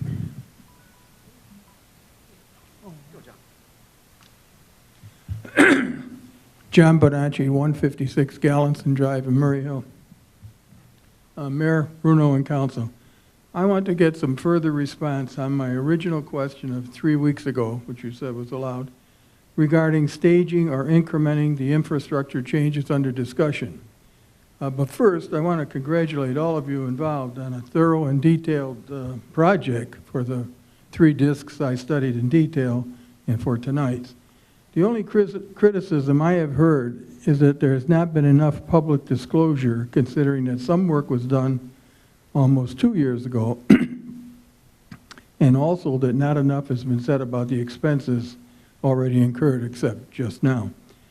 In any case, my management plan will be stated briefly using the information provided on the discs that I have reviewed. I believe we can reduce the total cost from the $25 million level to about $10 million over a staged 4-year period. And this would obviously reduce the tax impact by about 50% or more. Here's how I would do it. And I'll give a short write-up for the record in a minute. Step 1, do the swap, $2.8 million. Step 2, move the police station to the rectory, $1.7 million. Step 3, convert the Little Flower Auditorium to a meeting room / community center, 0.3 million. Step 4, rearrange offices in the existing town hall to use the freed up space from steps 2 and 3, which amount to about 10,000 square feet, 0.2 million. Step 5, rent the existing library from Little Flower and cross-rent some school area for CCD to Little Flower during the interim. So for the immediate 2-year period, the cost I see is about $5 million using your numbers. In the 3rd and 4th year, we can move the library to the 2nd floor of the Little Flower and complete a modern library and enhanced community center for an additional maximum of $5 million and a total cost over 4 years of about $10 million using the data provided on the CDs that I reviewed. This optimizing and prioritizing adds significant value to Berkeley Heights. I am sure this plan can be modified or altered further and like to hear your initial response to this kind of staging or incrementing. Thank you. Charlie Pratt, 45 Park Avenue. A couple questions have come to mind. When you were talking about a streetscape along Park Avenue, is that designated to be something to take place strictly in front of any new development or along that whole strip of Park Avenue where the development is behind? Does that disrupt any current property owner's property at all? No, all the improvements would be within the public right-of-way, and I would recommend that it would wrap all the way down Park and then go up to Berkeley, and so that it just beautifies that portion of the neighborhood. And all of the improvements would strictly be within the public right-of-way. Okay, now you have all of this flow. I mean, when you look at the diagram, everything, because you have tracks behind it, so everything has to pour out in one side. It all pours out into Park Avenue. Now, when you look at Park Avenue, I've been there 31 years. I know how that street works. I know who's on it, the demographics on it. There's ladies with strollers, there's young children, there's older people and stuff. Park Avenue is on an uphill slope. When you live up at the end of Park Avenue that's more affected by this property, you've got cars flying up this hill, and when you're backing out of your driveway, and that's what people do on Park Avenue, you back out of your driveway. You also cross a street to get a sidewalk because one side of Park Avenue has no sidewalks. So do you want these people to walk in the street? No, you do not. When you add an influx of cars, and you can't tell me, just because they're commuters, that these people don't have cars and that they're all going to commute. There's no contract that says you have to be sterile and take the train to get a unit. All of these cars, you're going to increase that traffic substantially, especially during rush hour. Now, you've got these problems that you're creating in an established neighborhood that already, it's like Frogger getting across that street sometimes without getting killed. Add some more traffic, add people trying to back out of their driveway, add the speed that's on that road, and then get the people that are going to say, I'm not even going to do this. I'm shooting down these two little side streets and ripping through these neighborhoods that these roads just can't handle. So I would really like you to really look at a traffic situation on Park Avenue because I think it's being overlooked. I really do. I think it's a lot worse than what you think.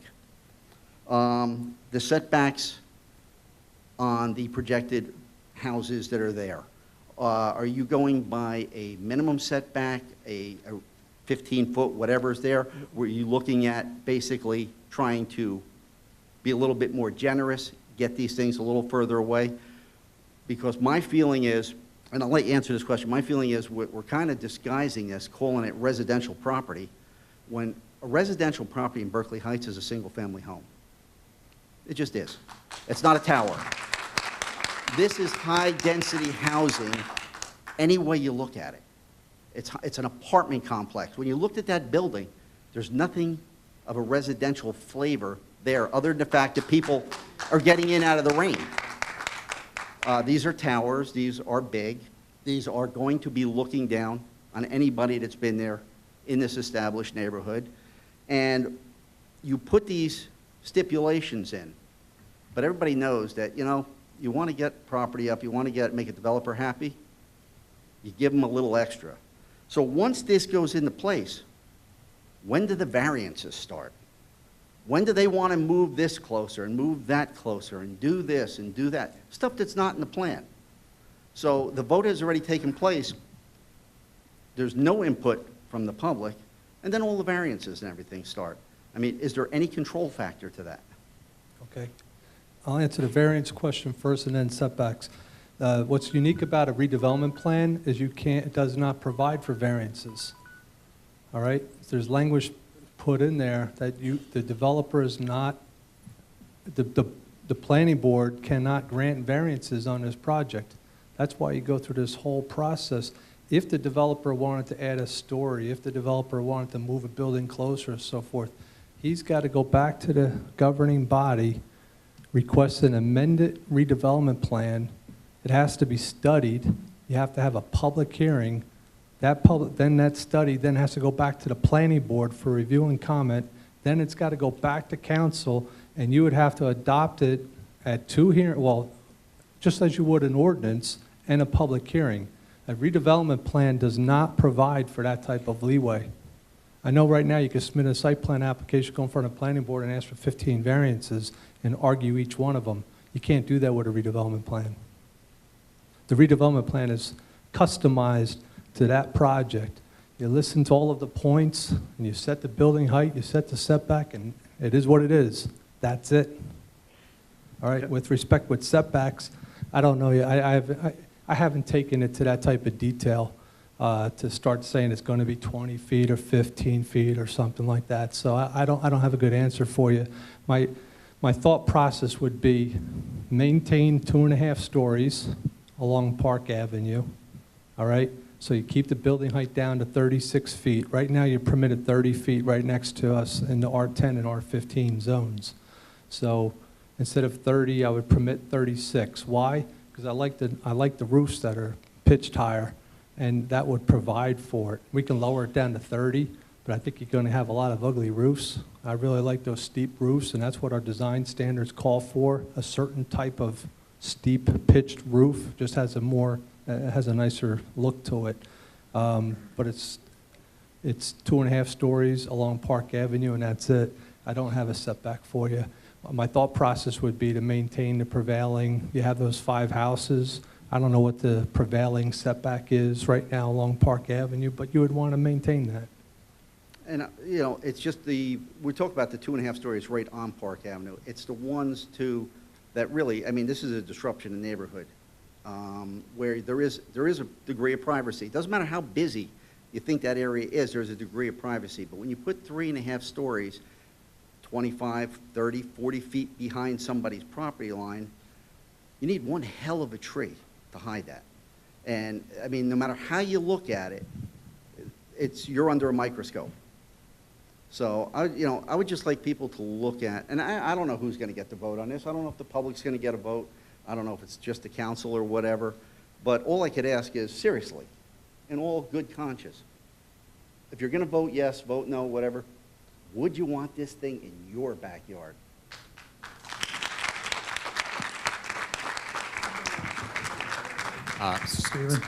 Stephen Yellen, 130 Dogwood Lane. A couple of my questions were already asked of Mr. D'Elia, which I commend him for. The first question I have for Mr. Mistretta was in terms of the amount of parking that would have been made available. I want to make clarification on that. You spoke about having 70, where we have 70 commuter parking spots right now, and that would be maintained.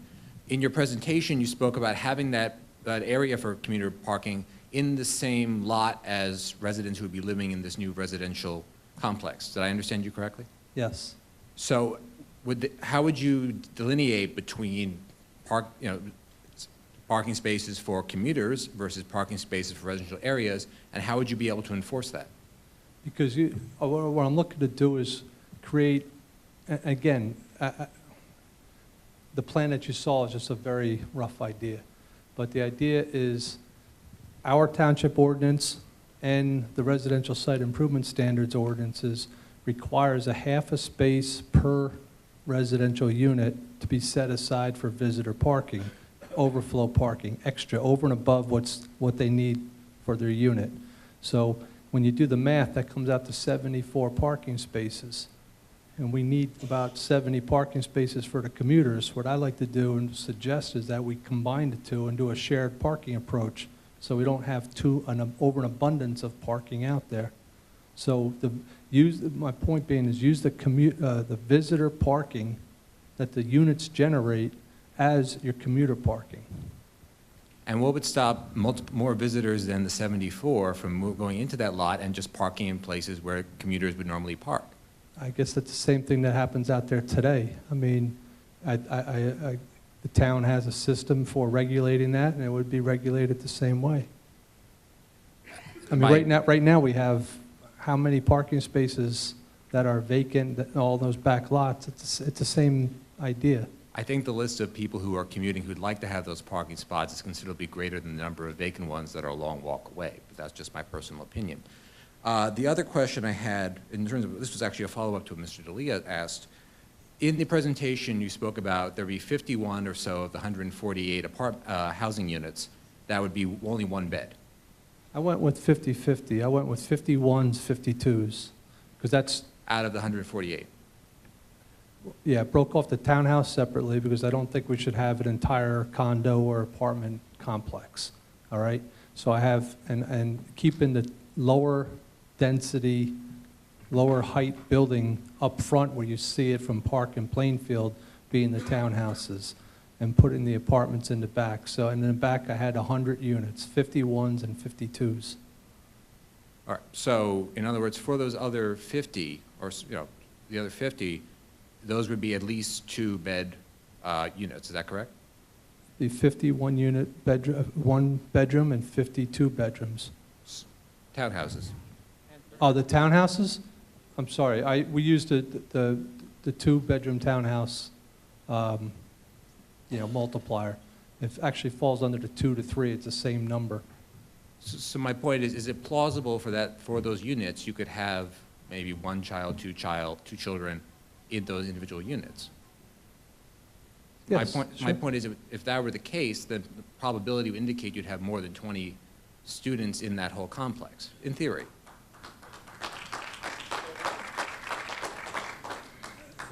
Again, I'm basing it on the demographic multipliers that I have.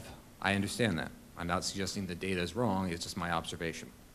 Let me just add then as a final comment. I ran against you, Mr. D'Elia, last year for council.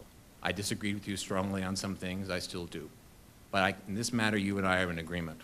And I think that if any member of this governing body in future were to vote for a plan of this kind for that part of downtown, I can't imagine any of you winning re-election. And I would urge you to consider that.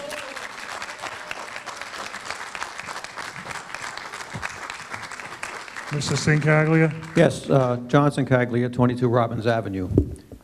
Charlie Pratt indicated correctly that most, residents in Berkeley Heights are single family. However, we've got the Daisy Lane section, we've got Sherman Avenue and the apartment by Kings, we've got Berkeley Square, we've got Berkeley Meadows, we've got Spring Home Drive, we've got Cottage Street. We've got quite a few residential things that are not single-family homes. What I'm asking is, with respect to the number of kids that we might anticipate, did you analyze those kind of properties in terms of the number of kids that are coming from them right now? Because this is similar type of housing. I think that would, in other words, some of these towns here may not be, compatible with Berkeley Heights.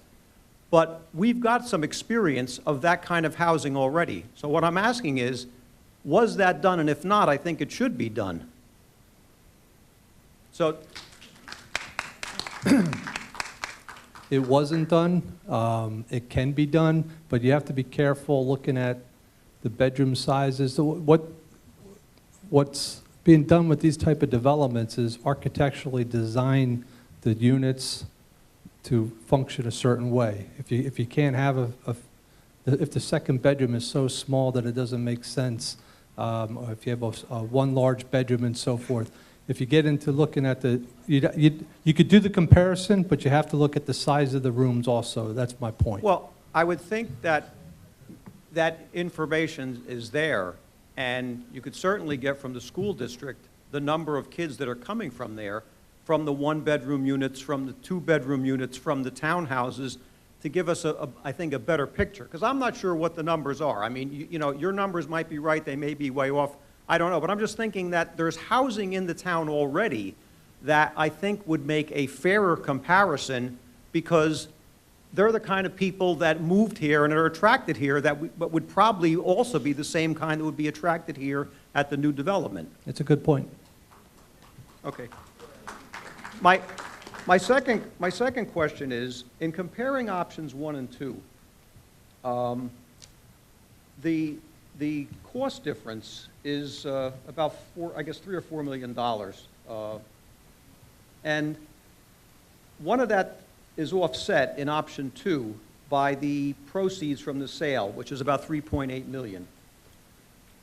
I guess my question is that $3.8 million based on the development, the way you projected it here with this number of units? And if you lowered the number, what would be the drop-off in what that sale might be? Because I guess what I'm getting at is, I don't know, again, the school thing isn't the only consideration, traffic and everything else, and also what we might get in taxes. But if it was less dense, and instead of 3.8 million, we got 3.2 million, that's, to me, over a 20, 30-year period, not a big deal as far as I'm concerned. But what would be the implications of lowering the density? To answer your question, that 3.8 million was derived based on a multiplier of exactly based on the density of that plan, all right? Based on the amount of apartments and amount of townhouses. If memory serves me,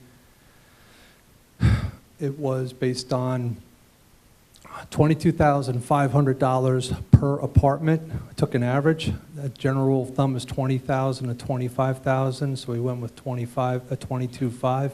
And then with townhouses, I believe it was between $40,000 and $45,000, so we took the average of $42,500. And if you do the math based on 35 times 42,500, and then 100 times 22,500, and then we used a smaller number for the COA units, and that works out to the 3.88, 3.883. So to answer your question, yes, it's directly related. A developer is generally going to pay you based on density, how many units, and there's a very simple formula. There's a lot of other issues that come involved, but yes. Well, one of the things I think the council... Mr. Sincaglia, your time is up. Thank you. Mrs. Illes? Hi, Margaret Illes, Twin Falls Road, Berkeley Heights.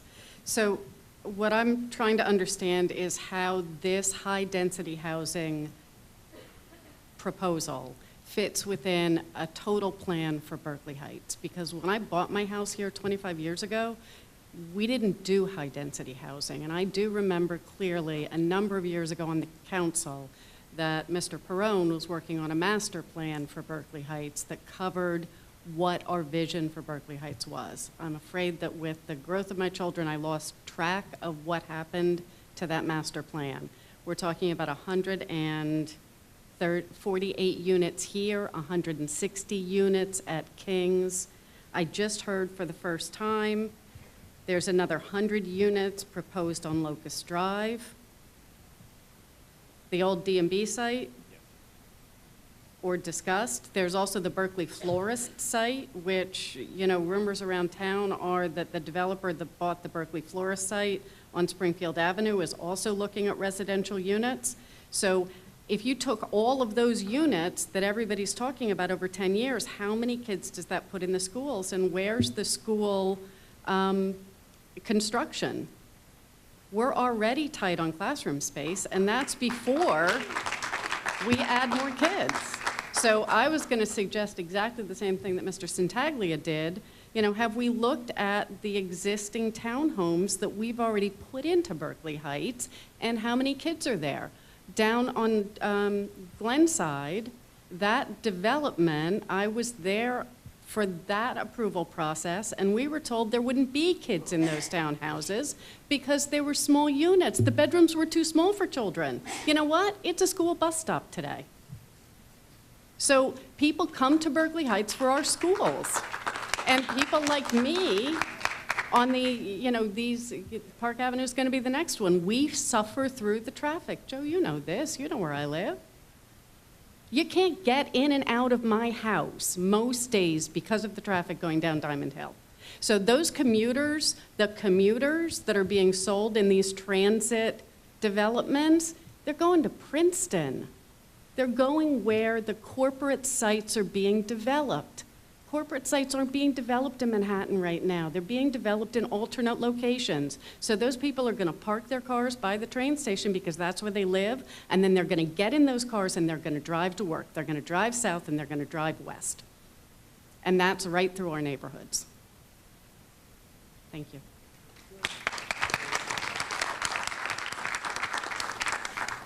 Denise Syracusa, Scotch Plains. I'm a former resident. So back in the day, I used to take the Erie-Lackawanna, and I remember moms and dads, husbands and wives, all waiting in their cars because they didn't get one of those parking spots for those commuters coming off the trains. So have any of you ever thought about moving the train station? Have you talked to New Jersey Transit about that? And what's that Yes. conversation been like? New Jersey Transit refused to move it. We looked at a site off of Snyder Avenue where fields Snyder are? Avenue Park is, and New Jersey Transit didn't want to entertain the idea of moving it. How about behind, like, the shopping centers? We don't own that land, and where you put a train station is up to New Jersey Transit. We have asked for alternative sites, but they said we have an existing train station, and they're not willing to move it right at this point. We asked about a few years ago. I mean, I might say a few years ago. It was in the last 3 or 4 years. So our But the it's- traffic problem will never go away. Could be right. Just a point of clarification, I want to make sure I understood. You mentioned a number of studies, like the community impact study. I believe there were a number of them that have not been done yet and would need to be done. Correct? Correct. And I think I also heard you mention that those studies are pretty expensive. Correct? Yes. Okay. Correct. And that, now this is the point where I'm not sure. I want to make sure I understood you correctly.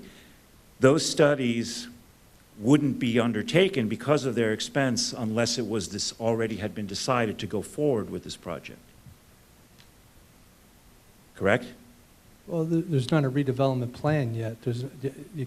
But I mean, you wouldn't I want to make sure I understood you, and maybe I misunderstood you. It sounded like you said that, I seem to recall hearing you say that because of the cost of the studies, they wouldn't be undertaken unless there was a decision had been made to go forward. It's not necessarily the cost, it's the process. We're not there yet. The township had to do a certain amount of work just to have this conversation that we've had over the last 4 meetings. And we're very cognizant of the cost and the fees and the professionals that need to be hired and so forth. So we're kind of in a situation where we had to roll this out and present it to the public and get feedback. And in order to do that, you have to do a certain amount of work, and there's a lot of estimates involved. Should the plan move forward, then before you get into redevelopment plans and pilots and everything that we talked about tonight, there would have to be a lot of studies in order to support that project. That work has not been done yet. That work would generally be paid by the developer for his project that he wanted to go forward Okay, so I mean, with. I did hear you correctly then. I mean, a decision to move forward would have to be made before you go forward with those studies. Yes, sir. Okay. Now, the results of those studies could end up in indicating that a greater amount of increase of taxes is necessary if there's added police force needed or added sewers or whatever the results, it's theoretically possible that it could mean a greater tax bill than what you're currently projecting. But nobody here would know that until it was too late. I mean, at that point, it's a fait accompli. You're moving forward with the project at that point.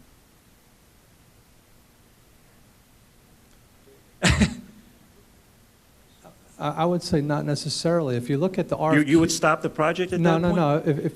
if you remember one slide that I showed you is, do that, we can't give you, we don't have that data until the studies are done, until you do this RFQ, RFP process. The township retains the right to reject all of them. Okay, so. But if you undertake the studies and then you decide not to go forward with the plan, now you're on the hook for the cost, right? I mean, the developer's not going to pay for The something. developer pays for those. Even if you decide to reject the plan? Correct. What the township would pay for is for their professionals to review all of that work and make make recommendations to the governing body. We don't pay for the RFP or the RFQ process. The developer That is paid for by funds- the various developers that would be doing the bids. Part of their process is they're going to have to do their own homework to put that complete RFP and RFQ together. And when they're all said and done, let's say we had 8 of them that came in, and all of them ended up being something that would cause too much burden on the taxpayers, the council could reject all of it and start over. So there is a right of refusal. And that being said, this is just, Mike needed to do something to give us numbers to put a presentation together. This is the first thing we've looked at, and nothing says that this is going to be necessarily a residential property. It's just one idea of what could go on this property. And we are no way set with the decision. This is the first time the council's seen it. And this is an option, and there's more options to be explored. I understand that a certain amount of work needed to be done to present some kind of estimates. I understand that. But you're asking folks here to either support or not support things, and they don't have all the facts. They don't have, especially in the case of taxes. So. And we don't have all the facts yet because this is just a preliminary discussion of what we found. What we do know is that something has to be done with that site because the town hall that's in its present location is antiquated. You folks, if you look at town hall, if tomorrow night, if you come to the meeting, just do me one favor and look up and see how many sprinklers you have. Let me save you the time. None. We have no sprinklers in that system. Okay, but that's why we're here. We can't have a crowd in there. We know we need to do something, and the some things we've come up with is rededicate ourselves to, and redevelop the property we're on. Okay, with no pilot, no taxes coming in, or do the swap. And we still have to address the library because the library, we own the library building as a township, and that's antiquated. So something has to be done. We've looked at it. We're trying to come up with an answer to do something. It may not be the right thing, but we're not even near the point of completion. We just did due diligence at the cost of $97,000 to make sure that we had, something to present to the public, and now we do. Once we get a lot closer, there'll be, we'll have more discussions, but you have to leave here with the fact that something has to be done with the complex because it's an 80-year-old building that needs to be raised, and again, there's cost to do that too. So that's where we are. We're doing our due diligence, and it doesn't cost nothing to do due diligence. It costs money. And we've hired architects, we've hired a lawyer. We want to make sure that we're doing things right and according to the law. So far, we're on target.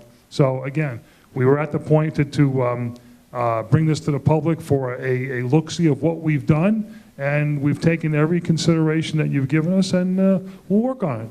And we'll come back to you with modifications, but it's a work in progress. This is not a done deal by no way, shape, or form.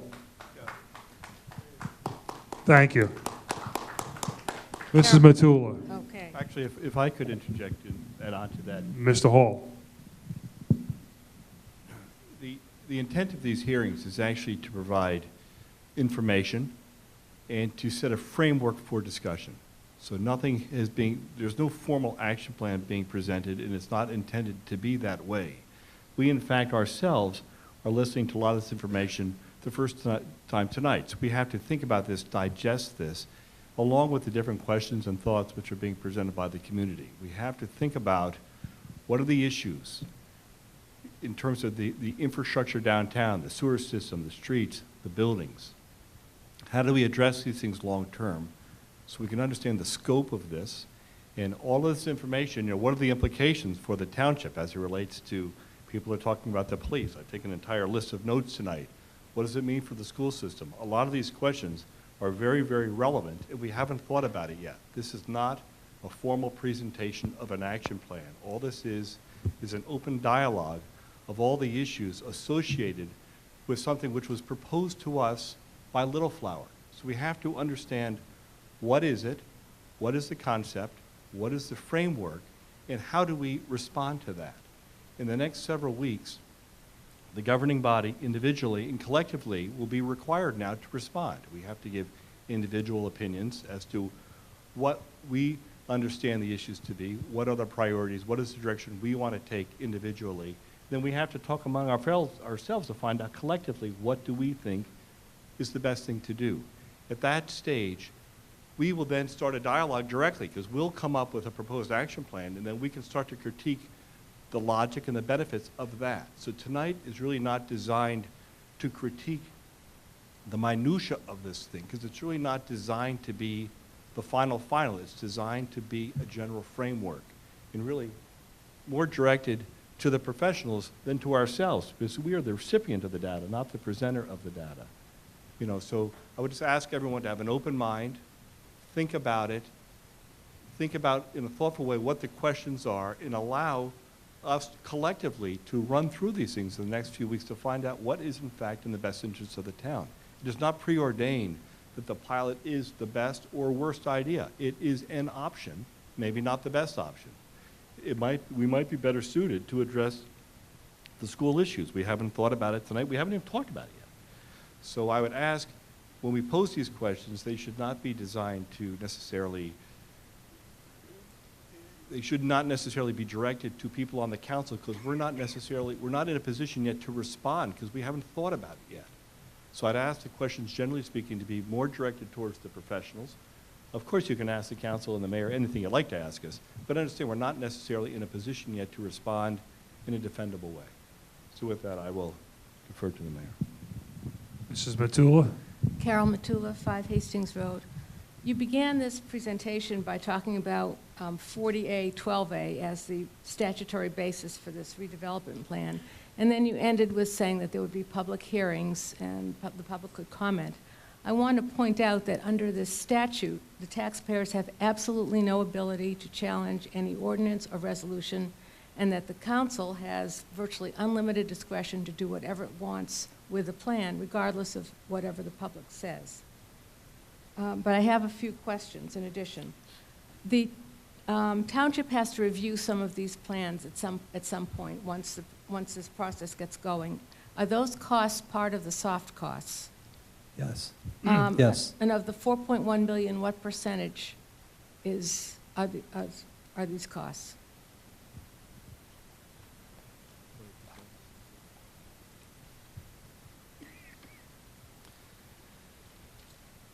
Are you looking at the soft costs for under option 2? Yes. There's soft costs of $4,097,000 built into that project. But I thought that included architect's plans as well. That includes architectural, engineering, legal, planning. Now, the bond is separate. Actually, if I remember, the bond, I can't speak for the accountants, but if you remember, the accountants on their slides that we gave out last week had to tack on a separate number, because I don't want to speak for them, but under the certain type of law, you can't put those soft costs into here. So the accountants' numbers were separate. But the 20% is for all of the professional fees. But these professional fees will have to be done before the architects draw up the final plans. Am I correct on that? It would be some of that, yes. I mean, it would be a process. What would you do is, when I went back to that slide, it showed the A&E, architectural and engineering. The township would have to get competitive bids. They'd have to assign the project to an architectural and engineering firm, and that firm would start the process of developing, say, the Church of the Little Flower campus. And then the same thing would happen with the Snyder Avenue campus. And that would start that would start the process of using that 20%. But in order, for example, to evaluate the traffic studies and other things, before the buildings even get designed, what I'm trying to find out is how much do we have to spend? Is it is roughly half of this cost, the cost that the township would have to spend to review the types of studies that are needed? Sorry? Yeah, I mean, the architects are telling me, and I agree with them, it's a fraction of that, but I don't feel comfortable giving you a number. I'd have to think about that and get back to you. It's a good question. How much do you have to spend before you get more real numbers? Now, the RFQ, RFP process for the complex at our property, would that cost be placed on the developers through the RFP and RFQ process? The township doesn't pay for that. The developers would pay for that. I don't know if you were in town hall a number of weeks ago, a group came in and they wanted to make a presentation. Somebody talked about the King's property. At their cost, their dime, they hired a series of professionals, traffic engineers, architects, designers, planners, etc., and they did their studies, their plans, and they came in and they did a presentation, a very informal presentation to the township. It would be similar to that process, but a lot more in depth. But all of that cost is on the developer for the municipal complex property. Now, the township would have to spend, you're correct, the township would have to start spending money on where the township facilities would go in Snyder Avenue and Hamilton Avenue. And how would, Mrs. Matul, your time is up. Mr. Forager?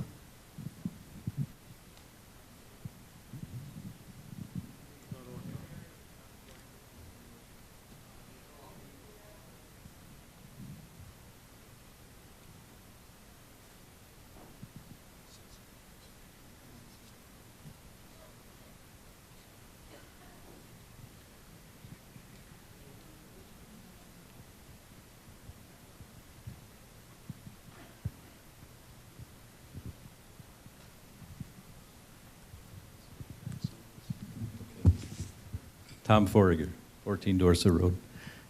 You mentioned that there was a possibility of a light at Plainfield and Park Avenue. Is it even possible to put a light there? Yes, I'm not a traffic engineer, but yes.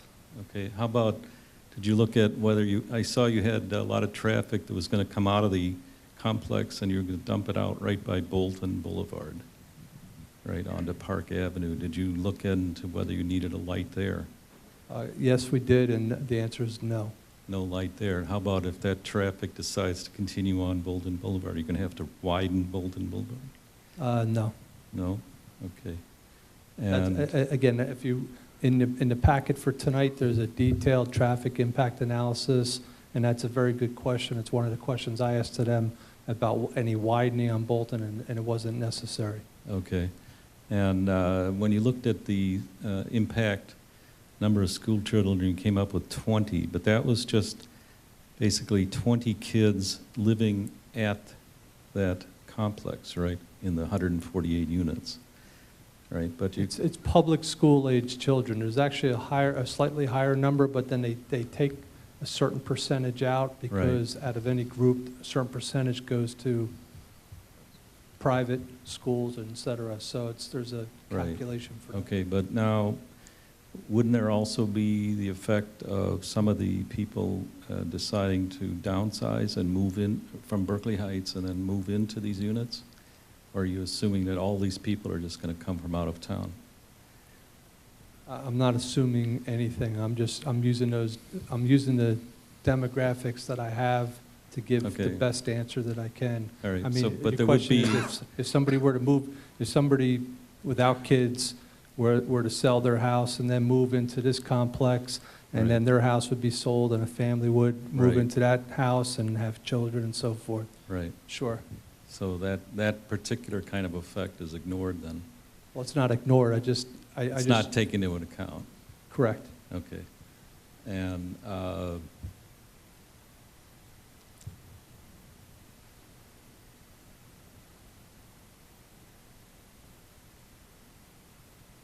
I can't read my notes. I'm sorry. I'll have to come back. Okay. Thank you. Thank you. Thank you. Ma'am? Oh, he came from over here, so, I don't. Ladies first. Regina Erickson, 21 Shady Grove Lane. On the handout, option 2 with alternate design plan, do you have a slide or something that gives some context to this? There should be attached to that, there should be 2 plans, one showing the proposed improvements on Snyder Avenue and then the Hamilton Avenue. I'm speaking specifically to the Snyder Avenue plan. Do you have some context to put this in? You talked about a 90-foot buffer. Is that minimum dimension the 90-foot, or is the larger dimension the 90-foot? I can't quite tell because there's no context. The river isn't on here.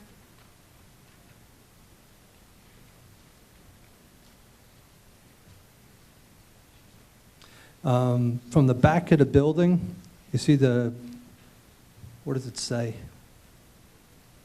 8 bay? I'm sorry. Right, those buildings are interesting. The building that I'm most concerned about is my building, which I'd like to know just some context for this drawing. Okay, there's one dimension here from the back of that building that I'm referencing to the property line. It's 90 feet.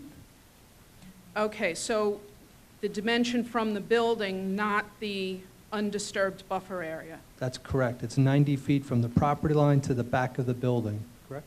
Okay, so the whole thing will not be buffered. No, it looks like there's a small area behind it. I don't know what that width is, but again. No, neither do I. That's what I'm trying to figure out. Based on that dimension, I would guess that it's a plus or minus 10 feet, but I really shouldn't say that because it's a guess. Not helpful to guess. I'm sorry. I really need to know if possible. I can get you an exact dimension. Okay. The only thing is, I didn't prepare this plan, so I don't want to check with the architects. Is but it just on the disc? Can I find it somewhere on one of the discs? The dimension that you're looking for between the back of that building and the proposed tree line, I don't believe it's on a disc, but I can get that number for you. But I just keep in mind this is very conceptual, and they probably just drew a line to have an area behind that building.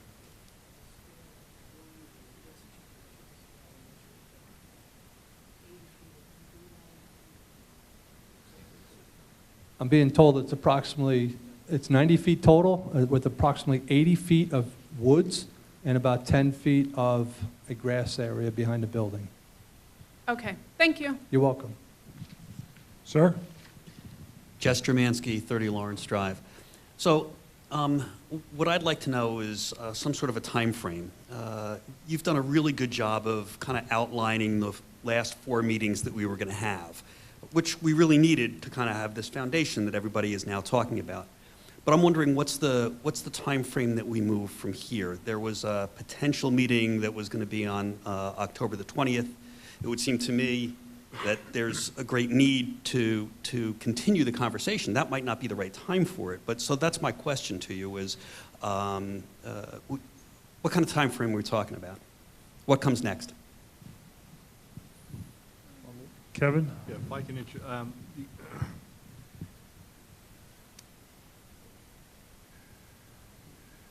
two markers for you. So I guess the major milestone is what coming up with an action plan that is agreed upon by the council and defendable publicly. So in the course of the next several weeks, each of the council people and the mayor will review all the information presented and come up with a rather formal opinion as to the merits, the priorities, the focus, and the direction.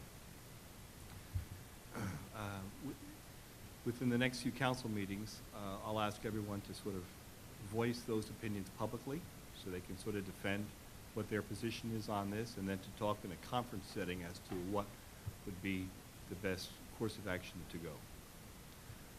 Once there's agreement, it will be my recommendation to come up with a specific action plan. Do we go forward or not? What path do we take, option 1, option 2, or option some ed, whichever one we agree on.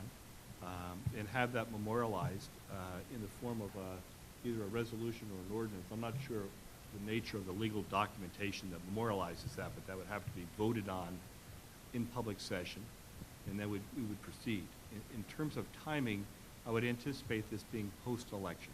So, there's an election coming up the first week in November, as I'm sure everyone is aware.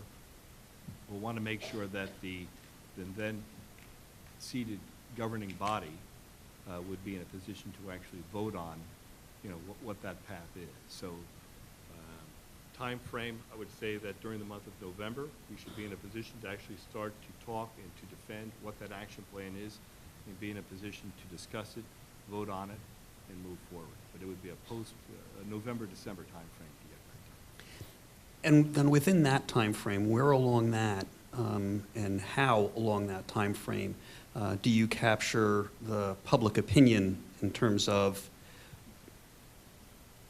the greater knowledge of plan, right? The moving more to concrete from the very conceptual issues that we're talking about over this set of meetings. What's the plan for capturing public comment on that? I think we're going to have to, at each of the council meetings, have a dedicated conference session dedicated to this particular issue, right? So at each meeting, council people can bring up questions and/or respond to questions previously stated that we didn't have an answer to. So it'll be sort of a Q&A, which will be orchestrated on a formal basis in each of the council meetings going forward.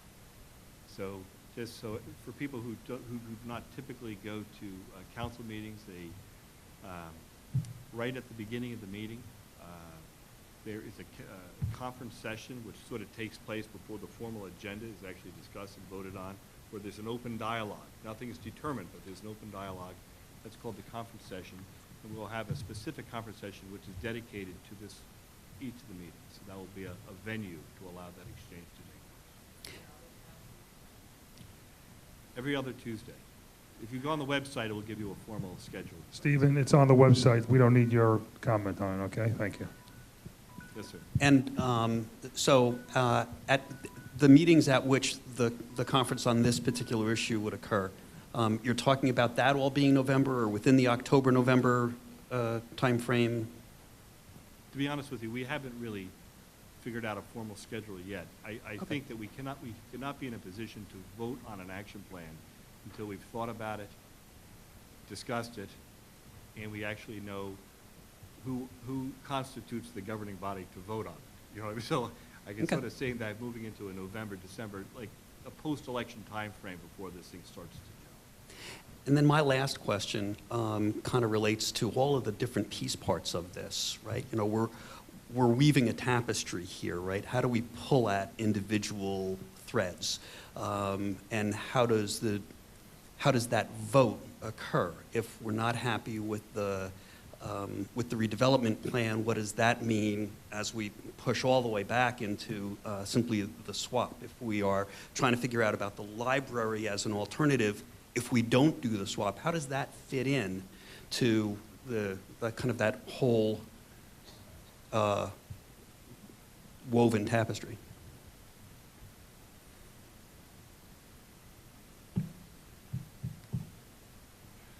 I'll respond this way. That the action plan, quote unquote, does not constitute necessarily an ordinance to vote on, move forward. We have to talk to the planner to find out, you know, what are the constituent parts of that action plan. I mean, part of this is this whole issue of the redevelopment. What do we do with the Park Avenue property? We have not, frankly, talked among ourselves at length about that. We've talked in broad strokes, but there's been no formal dialogue at all at the governing body level as to what the specifics are of a potential redevelopment plan with respect to that property yet, you know?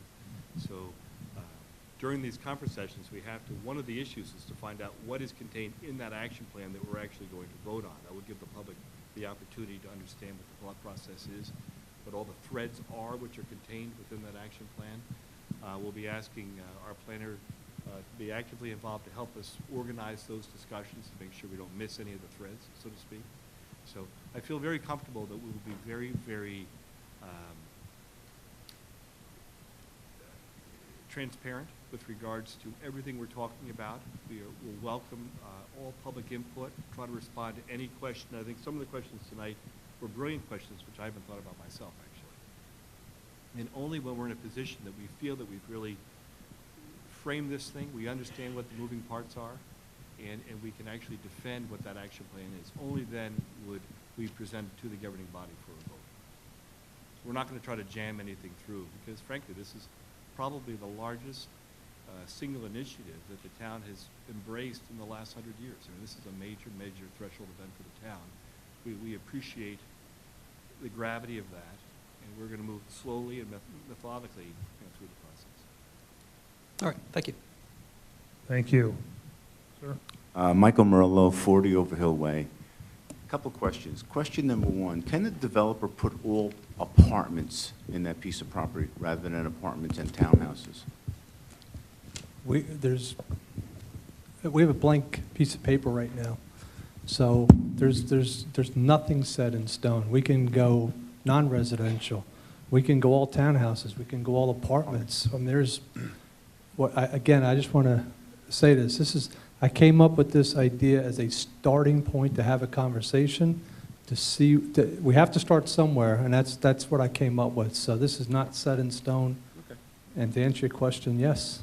Okay. Question two, Plainfield Avenue is a county road. Do we need county approval for any construction on that site? Any improvements within the Plainfield Avenue, yes, you would need county approval. So the county will have to approve any plan that we come up with as a town? Correct. Okay. Question three, that this pilot thing intrigues me, and I'll tell you where I'm coming. The library is in such disrepair. Everybody claims, right? And part of option two is a swap with Little Flower, where Little Flower is getting cash and the library. If Little Flower decides that the cash is not enough because the library is in such disrepair, it's going to cost them more than $2.8 million. Can that, putting the library or getting the library up to code, can that be part of the pilot? Can the developer, can you actually ask the developer, I mean, it's town property, you own the library, can that be part of the pilot to have him bring the library up to code? Only, in my opinion, and I would defer to the township attorney on this, but my opinion would be only if the township then went back and amended the redevelopment study and declared that area in need of redevelopment, so that all of the both properties would be under the local redevelopment housing law. Is that? Yeah, if we're proceeding with, and not proceeding with the swap, so we're keeping the existing library, and then well, that's an interesting question, because I don't think you could really do that, because if we're proceeding with the swap, right, then we're not going to own the library, so there is no improvements to the library to be made. Before the swap is done, you own the library.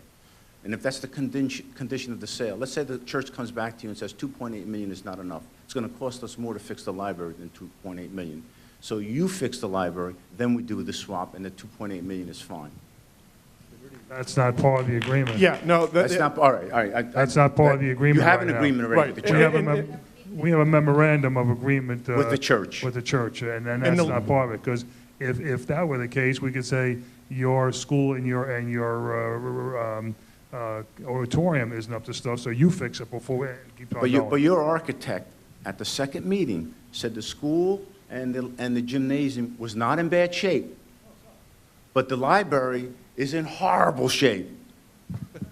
Right? The furnace doesn't work, it floods, the toilets back up, it doesn't meet code, the windows are no good, and you're swapping 15 acres for 1 acre. If you want my house and you want to buy it the way it is, you buy it the way it is. There's no gun to Yeah, but our the head. township committee, I know you guys have a heart, and you're going to do the Not best so thing much. for the whole town. Yeah, Right? I mean, come on. it's a business deal right now. And as I addressed on the first meeting, there in the MOU with the Little Right. Flower Church, there are contingencies on both sides. So if some of the contingencies don't meet on either side, either party can get out of the agreement, because this is, at this point, it's just a memorandum of understanding. If we fix that library up, then the price of the library goes up, because we've already fixed it up. So, yeah, they know what they're getting into, and we know what we're getting into as far as condition of the buildings. So, Thank you. you know, the price for the library would go up. Which means that they would get less money. Correct. Thank you. Ron Hoke, 42 Surrey Lane. I've had some experience in project development work in my previous life, and I understand that you're in the early stages of this work, and I'd like to compliment you for the professional quality of the work that you've done so far. I have a question, though. Mr. Mistretta, you mentioned that the pilot option would bring in about $340,000 in revenue to the township.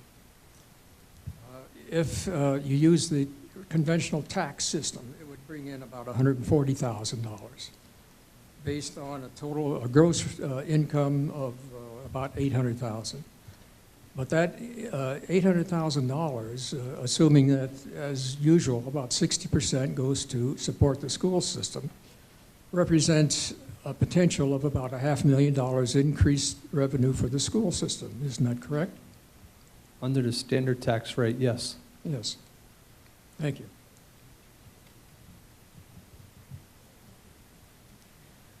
Kathleen Connect, 18 Columbia Avenue. You said nothing would happen to Bolton Avenue. Can you tell me what might happen to Berkeley Avenue if there's construction done? Berkeley Honestly- Avenue, in particular, the unpaved part of it. If there is building and the townhouses go up, what will happen to Berkeley Avenue? Honestly, I don't have an answer for it. I mean, I could refer you to the traffic report, but we haven't gone that far into... So nobody has surveyed that property at all to see if that can be widened? I have not, no. Well, none of that's been authorized yet. And no one has surveyed Bolton Boulevard either? Nobody has talked about making that into a double-wide street? No. And nobody Well, has no. talked about widening Berkeley and making it go all the way through? No. I really have to know. No, nobody's... Not at all. So of if something goes there, like, it will not go through? Everything related to traffic is contained in the 2 traffic reports that were given out tonight, and they... Okay, I didn't see it. Can you tell me? Because my house is 15 feet from the paper street, my bedroom. There's nothing... The talk around town is that that's going to be paved through and Bolton is going to be widened. Well, It's absolutely not true? I could tell you, I've been handling that Yeah. portion of it, and that is, it couldn't be Not further true. from the truth. Oh, thank goodness. Okay. And I would just refer you, so you know what is out there. Mhm. It's these 2 traffic studies. They're done by traffic engineers that looked at all of the right-of-ways and so forth. I just refer you to Oh, those. thank goodness, because I was about to sell. Okay, but I'm so glad that I stopped by tonight, because this is a lot more than a swap. I mean, this is going to change the whole flavor of Berkeley Heights. And I don't think that's what people understand. I mean, I grew up in this town, and I love it. It's a sleepy little town, and that's why I haven't moved. I love it here. And, you know, all of a sudden, all these condos are going in. Who asked for them? Why are we doing it? Why do we want to make our train station look like Summit, or those pictures look like Hoboken? I don't want that for our town. The people that moved here, I ask you to think of this when you're thinking about all this construction. Whose vision is this? It's not my vision. Do I want to walk downtown Berkeley Heights? I don't know if anyone else agrees, and I'm sorry if somebody here bought one of the properties over the little news place in town. But that thing does not blend in with this community at all. I thought over time it would. I mean, I really did. I thought I would get used to that building. I am not used to it at all. And then we put the gas station in with, it looks like Route 22 with the sign that's lit up. I thought I would get used to that. I am not used to it. I'm sorry. I mean, I can see you're doing a good job, like, okay, we have another bank. At least it's brick, okay? But why are we destroying this town? It's such a mishmash. I mean, that sign, I'm never going to get used to that neon sign downtown. I'm never going to get used to that tall building. And if you make the train station look like Summit or Hoboken, I'm never going to get used to that either. That's not why we live here. Who moved here for that?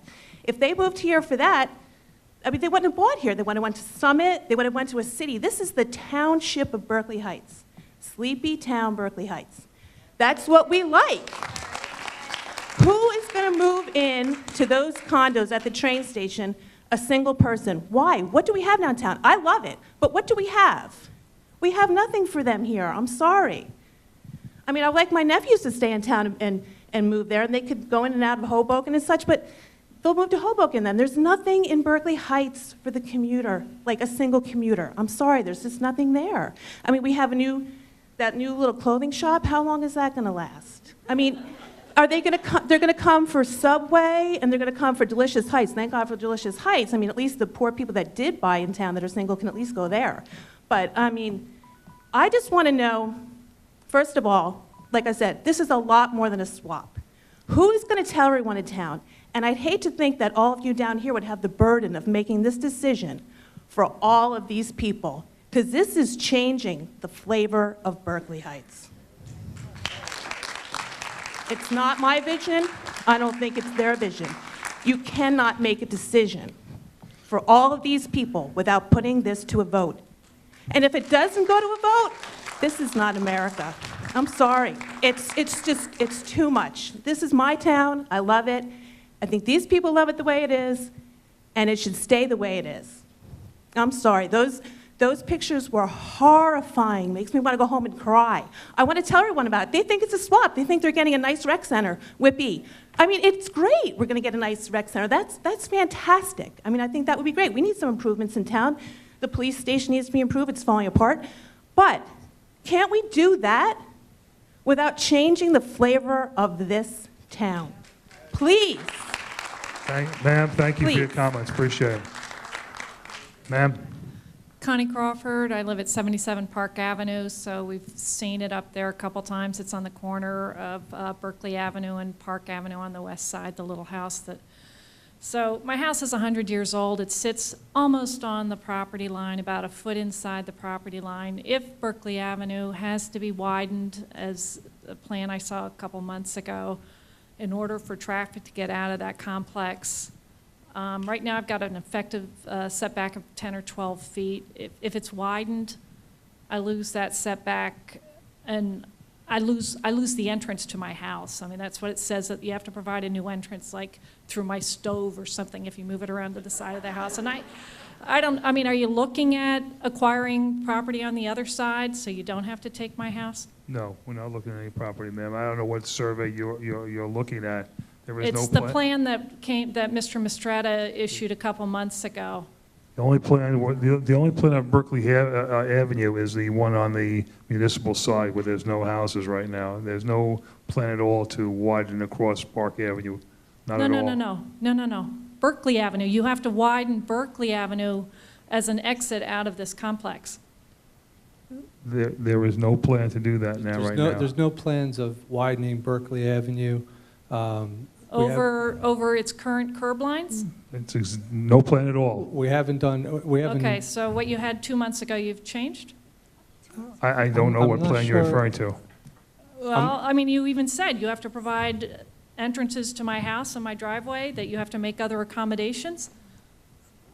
There's two properties. Your house is one, and there's another property that utilize existing right-of-ways that are within the redevelopment area. Right. Any project, any type of development would have to maintain those driveways. That's the only point that I was trying to make. And the entrance to my house as well, I assume?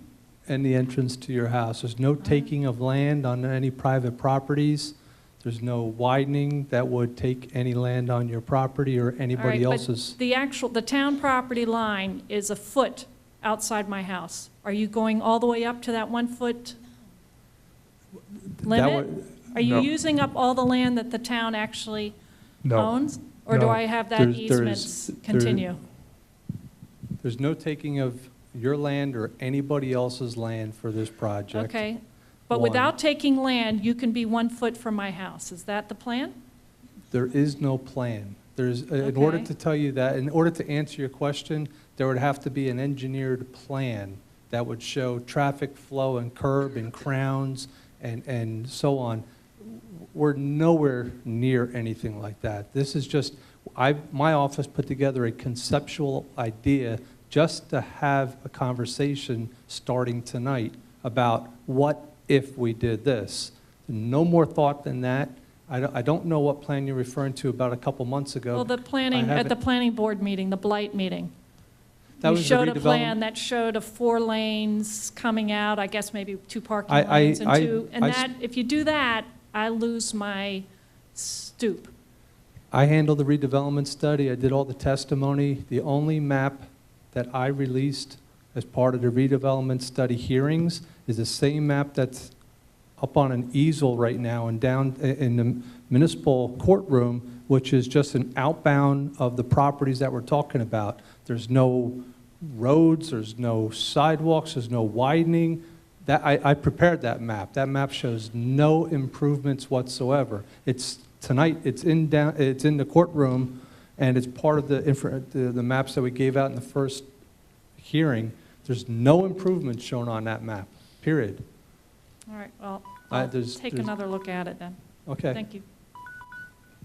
Michelle Ziska, 95 Spring Ridge Drive. I have 2 questions. My first question is, someone had asked about a master plan. So my question to you is, do you have a strategic master plan for this town, and did this fit into the master plan? We do have a master plan for this town, and I believe Mr. Mistretta will answer for balance. The last 2 master plans, there's one prepared in 1999 by Robert Michaels, which calls for the redevelopment of the municipal complex. Then there's another master plan that I wrote along with the planning board and a master plan subcommittee in September of 2007, which also talks about the future redevelopment of this property. And that master plan even talks about a swap in a very general terms. And it talks about the need for revitalizing the community facilities. It does not go into specifics of what should we put here. It doesn't go into that type of detail. The master plan does, though, provide recommendations for the redevelopment of the municipal complex. But don't you think it should go into detail, considering there are so many different plans on the planning board regarding townhouses and condos? They've talked about Locust Street. They've also talked about Berkeley Florist being townhouses. Then you have Kings, and now you have this. And obviously, the big point here is the fact, the density. No one really wants another 150, and then 100 on Springfield, and 100 on Locust, and then 100 by Kings. So you're talking about 500 townhouses and condos. And that, to me, seems ridiculous for the town of Berkeley Heights. We are a quiet, sleepy town. And it doesn't seem that there is a plan, because if there was, something like this would never be approved. We want the revenue, we want the rateable, but I just don't think the density, I don't think 150 units is feasible down there, and there should be another option for the people of Berkeley Heights. It shouldn't just be townhouses and condos. There should be something else. I think you guys, with your collective intelligence, and maybe people in this town, could find something else besides townhouses and condos. Ma'am, to answer your question, we had a developer come before us about a month and a half ago with his initial plan for the King's property. There has been no development since But- that.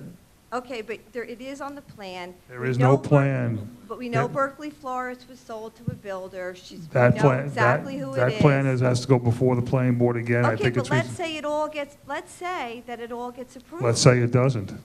Okay, well, let's say it doesn't, then let's all cheer Okay. that it doesn't. Every plan must go before the planning board, and the density issues, the height issues will all be at public meetings, but, you know, there is no density at the King's property as yet. There's no, at Locust, and by the pool, there's no proposal there as yet. And the one on where the Berkeley Forest was, I believe has to go before, because that's met its limit. So right now, we're not talking about any of those things, and when we do, they'll be at public meetings. Okay, and are they on the strategic plan for the town of Berkeley Heights? No, not as yet. Okay, No. thank you. You're welcome. Just a quickie, maybe. Len Berkowitz, 140 Kent Drive. And I think Ron Hook already made this point, but I think the pilot, lower tax level with a pilot is a little misleading, because diverting that 500,000 or so from the school board, from the school tax, will have a much bigger delta effect on our school tax.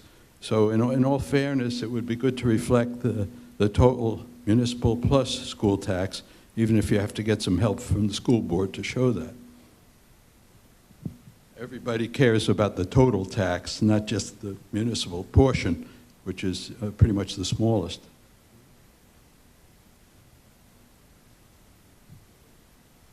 Jerry Kuzmic, Eaton Court. From what I understand, many months ago, the church diocese, have they approached Berkeley Heights with an interest of an exchange of properties? The Church of the Little Flower approached us. That's how this started. Uh-huh. Did they, by chance, give a timing element as to a feedback necessary on their behalf to make such a exchange? Did they give you any kind of dates? We have a memorandum of understanding right now, but you asked me when they're going to build their church?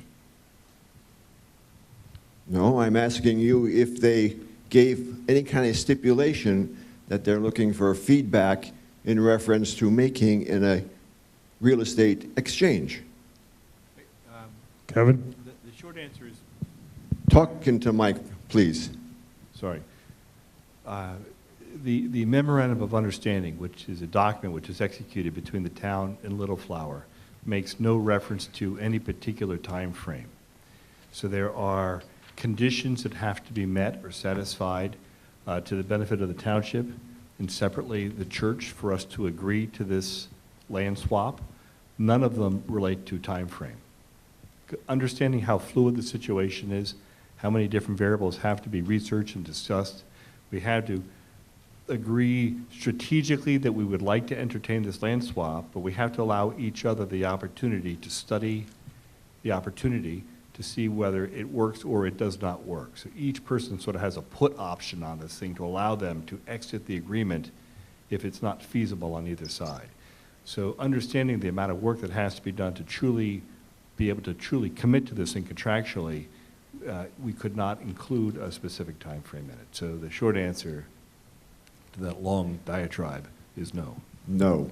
Mr. Hall, if I may, just to follow up, there is a date in the MOU of April 2015, and that is the expiration of the MOU unless otherwise extended or a more formal agreement is entered. It doesn't take away anything that Councilman Hall said. However, I just want to be clear, because when people see in the MOU there is a date, that is just a date to set some type of, to keep everybody moving forward on it. And prior to that date, either the MOU would be extended or a more formal agreement will be entered, or if that time it was determined that the swap isn't in the best interest of either party, then one of the contingencies could be exercised. But that is the one date that is set forth. In the memo that you received? I stand corrected. Okay. I guess my reasoning here of trying to understand this whole dilemma is that if the church approached Berkeley Heights with the interest of exchange of property, they're having some stress in maintaining that property, and they'd like to get rid of it as quickly as possible, or they're going to continue to be stressed out with what their intentions are initially of wanting to dispose of such properties. Now, they came to Berkeley Heights, and they had an interest of a property exchange. I'm trying to come to a conclusion here to say, if there's a date that they want feedback, or as you stipulated, in 2015, somehow or another, who's pressuring who? Is Township of Berkeley Heights pressuring the church diocese, or is the diocese pressuring Berkeley Heights as to what kind of an exchange is really set forth? I don't think there's any pressure on either side. I think that, I'm not speaking on behalf of Little Flower, but I think that they are looking at their strategic needs and goals. The township is looking at its strategic needs and goals. And we're trying to see if there's an opportunity where this land swap could address the needs and concerns of both parties involved. I mean, it's my understanding that the Little Flower is looking to sort of resize and reposition itself as a parish. And part of that relates to the maintenance of this property. There's an economic consideration. The fact that this MOU has a deadline, so to speak, is introduced by the attorney, which is more of a tactical issue just to make sure that the documents remain current, does not necessarily speak to the economic viability of that parish or the township. So I don't think there's any pressure per se from an economics point of view. Well, there's none that I'm aware of. The properties that the church is of interest of exchanging, that is tax exempt property tax That's in the correct. township of Berkeley Heights. That's correct. Interesting.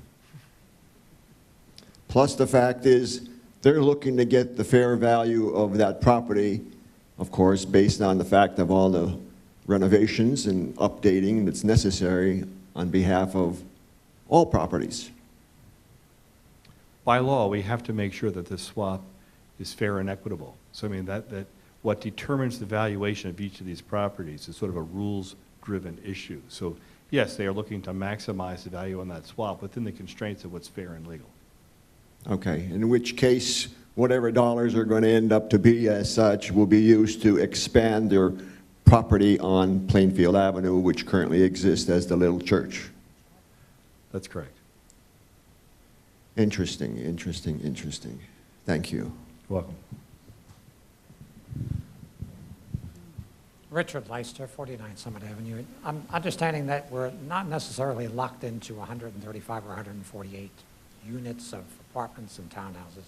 Just wondering whether you also gave some thought to having individual residences there, that is, individual houses on that property, and if you did, what might be the consequences of that? You would have, if you went with single-family homes, 9 acres, 4 per acre, about 36 off the top of my head. I did not spend a whole lot of time looking at that because that's the math. It's pretty straightforward. It wouldn't take a lot of effort to do that type of study, so. But like I said, we're not set into any numbers. I just started somewhere where I thought was a reasonable place to start the conversation. George Mitrowitz, 9 York Place. I happen to enjoy the way the town is now as well as some of the other people here. Especially, I like the idea that the police department is right near the train station. It helps defray and detract from any type of crime because it's a known presence that's always there.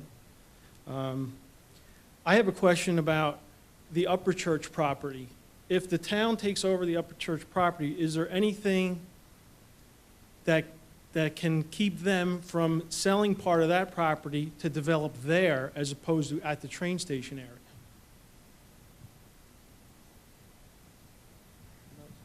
You're saying Talking about if the township? Well, in the swap, if the town gets the Upper Church property, Right?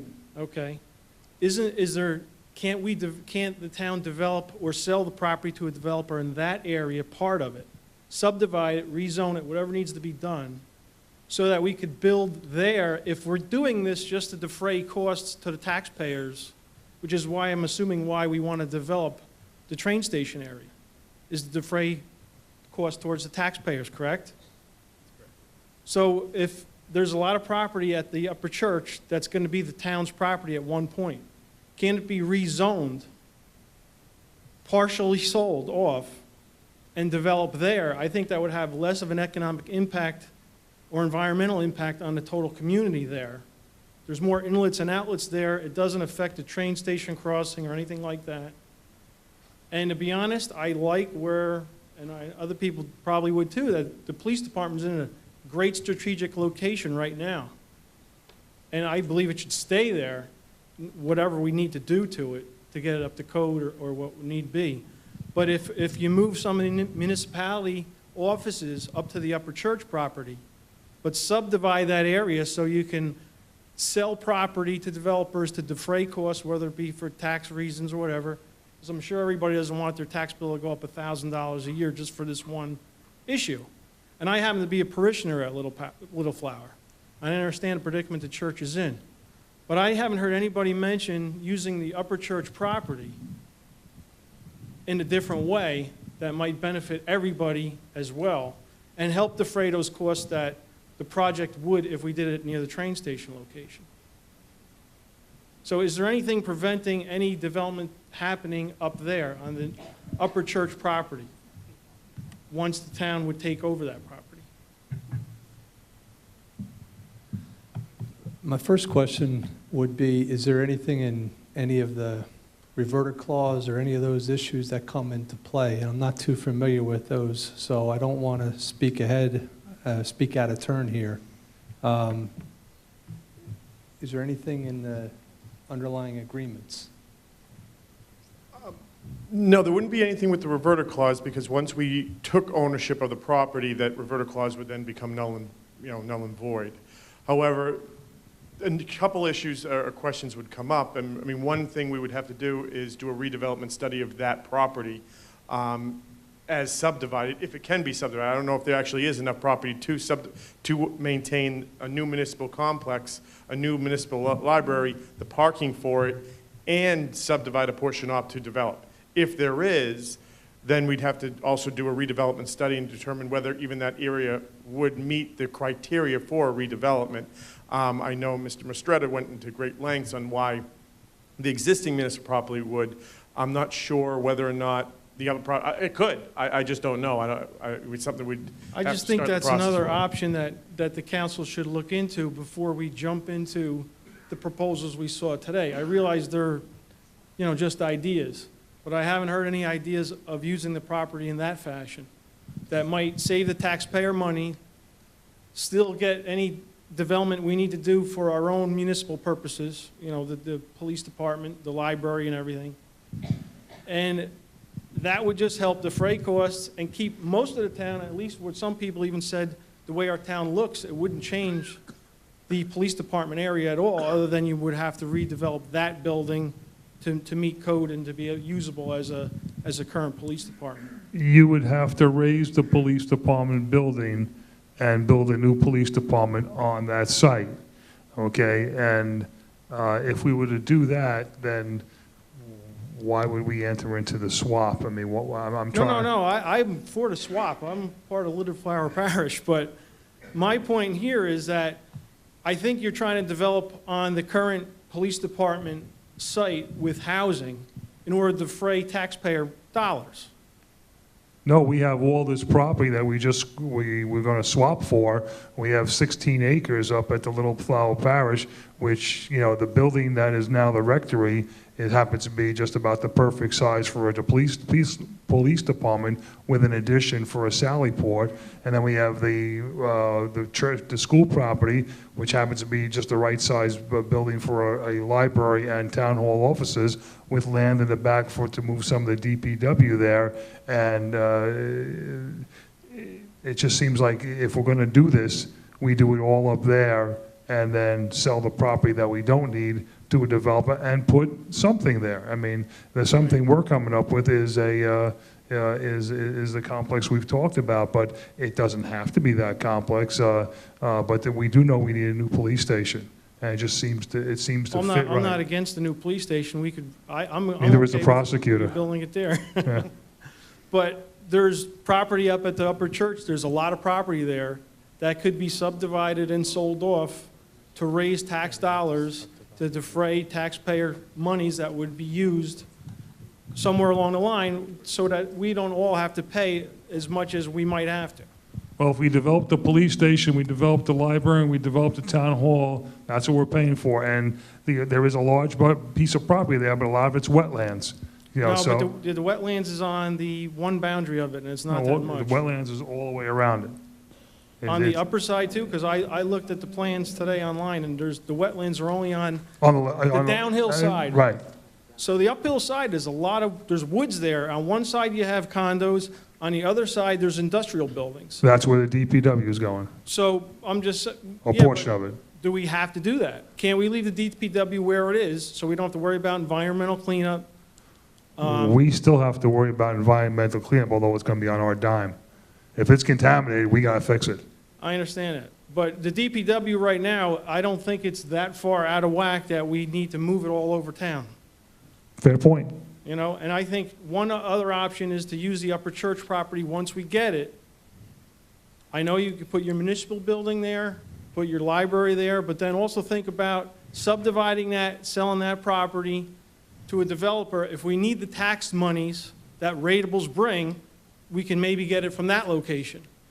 And It's definitely a possibility. because that would free up the police department. That building now would be all police department, whether you tour it to the ground or just use the building that's existing there. And that would free up all the space we need. The Sallyport would go where the rec center is now. That, the little rec center in the back that's almost nothing. But that's big enough for a Sallyport. And then you free up all the office space in there for the police department. I think that might be another cost-effective way to go about doing this. And I haven't heard this option yet. I think in our option one, or one of our options, the cost of rebuilding the police department's in there, but we'll check on it. Okay. All right, thank you very much. Is there anybody else who wants to address the council on this subject? That makes me happy. Mr. Mistretta, you want to wrap up? I just want to say thank you for everybody coming out and everybody listening. The more people that participate, the more questions that are raised, like the one you just had right there, it lends to a better project at the end of the day. So I just want to say thank you for everybody participating, and I'll refer back to the council as far as future notices and progress and so forth. So thank you and good night. Thank you, Mr. Mistretta. Tomorrow night, we have a regular meeting at 7 p.m. in the back at Town Hall. For those of you who want to come, we'd love to have a crowd. What are you shaking your head for? Yes, we do. Can I have a motion to adjourn? I have a motion and a second. All in favor? Good night, folks.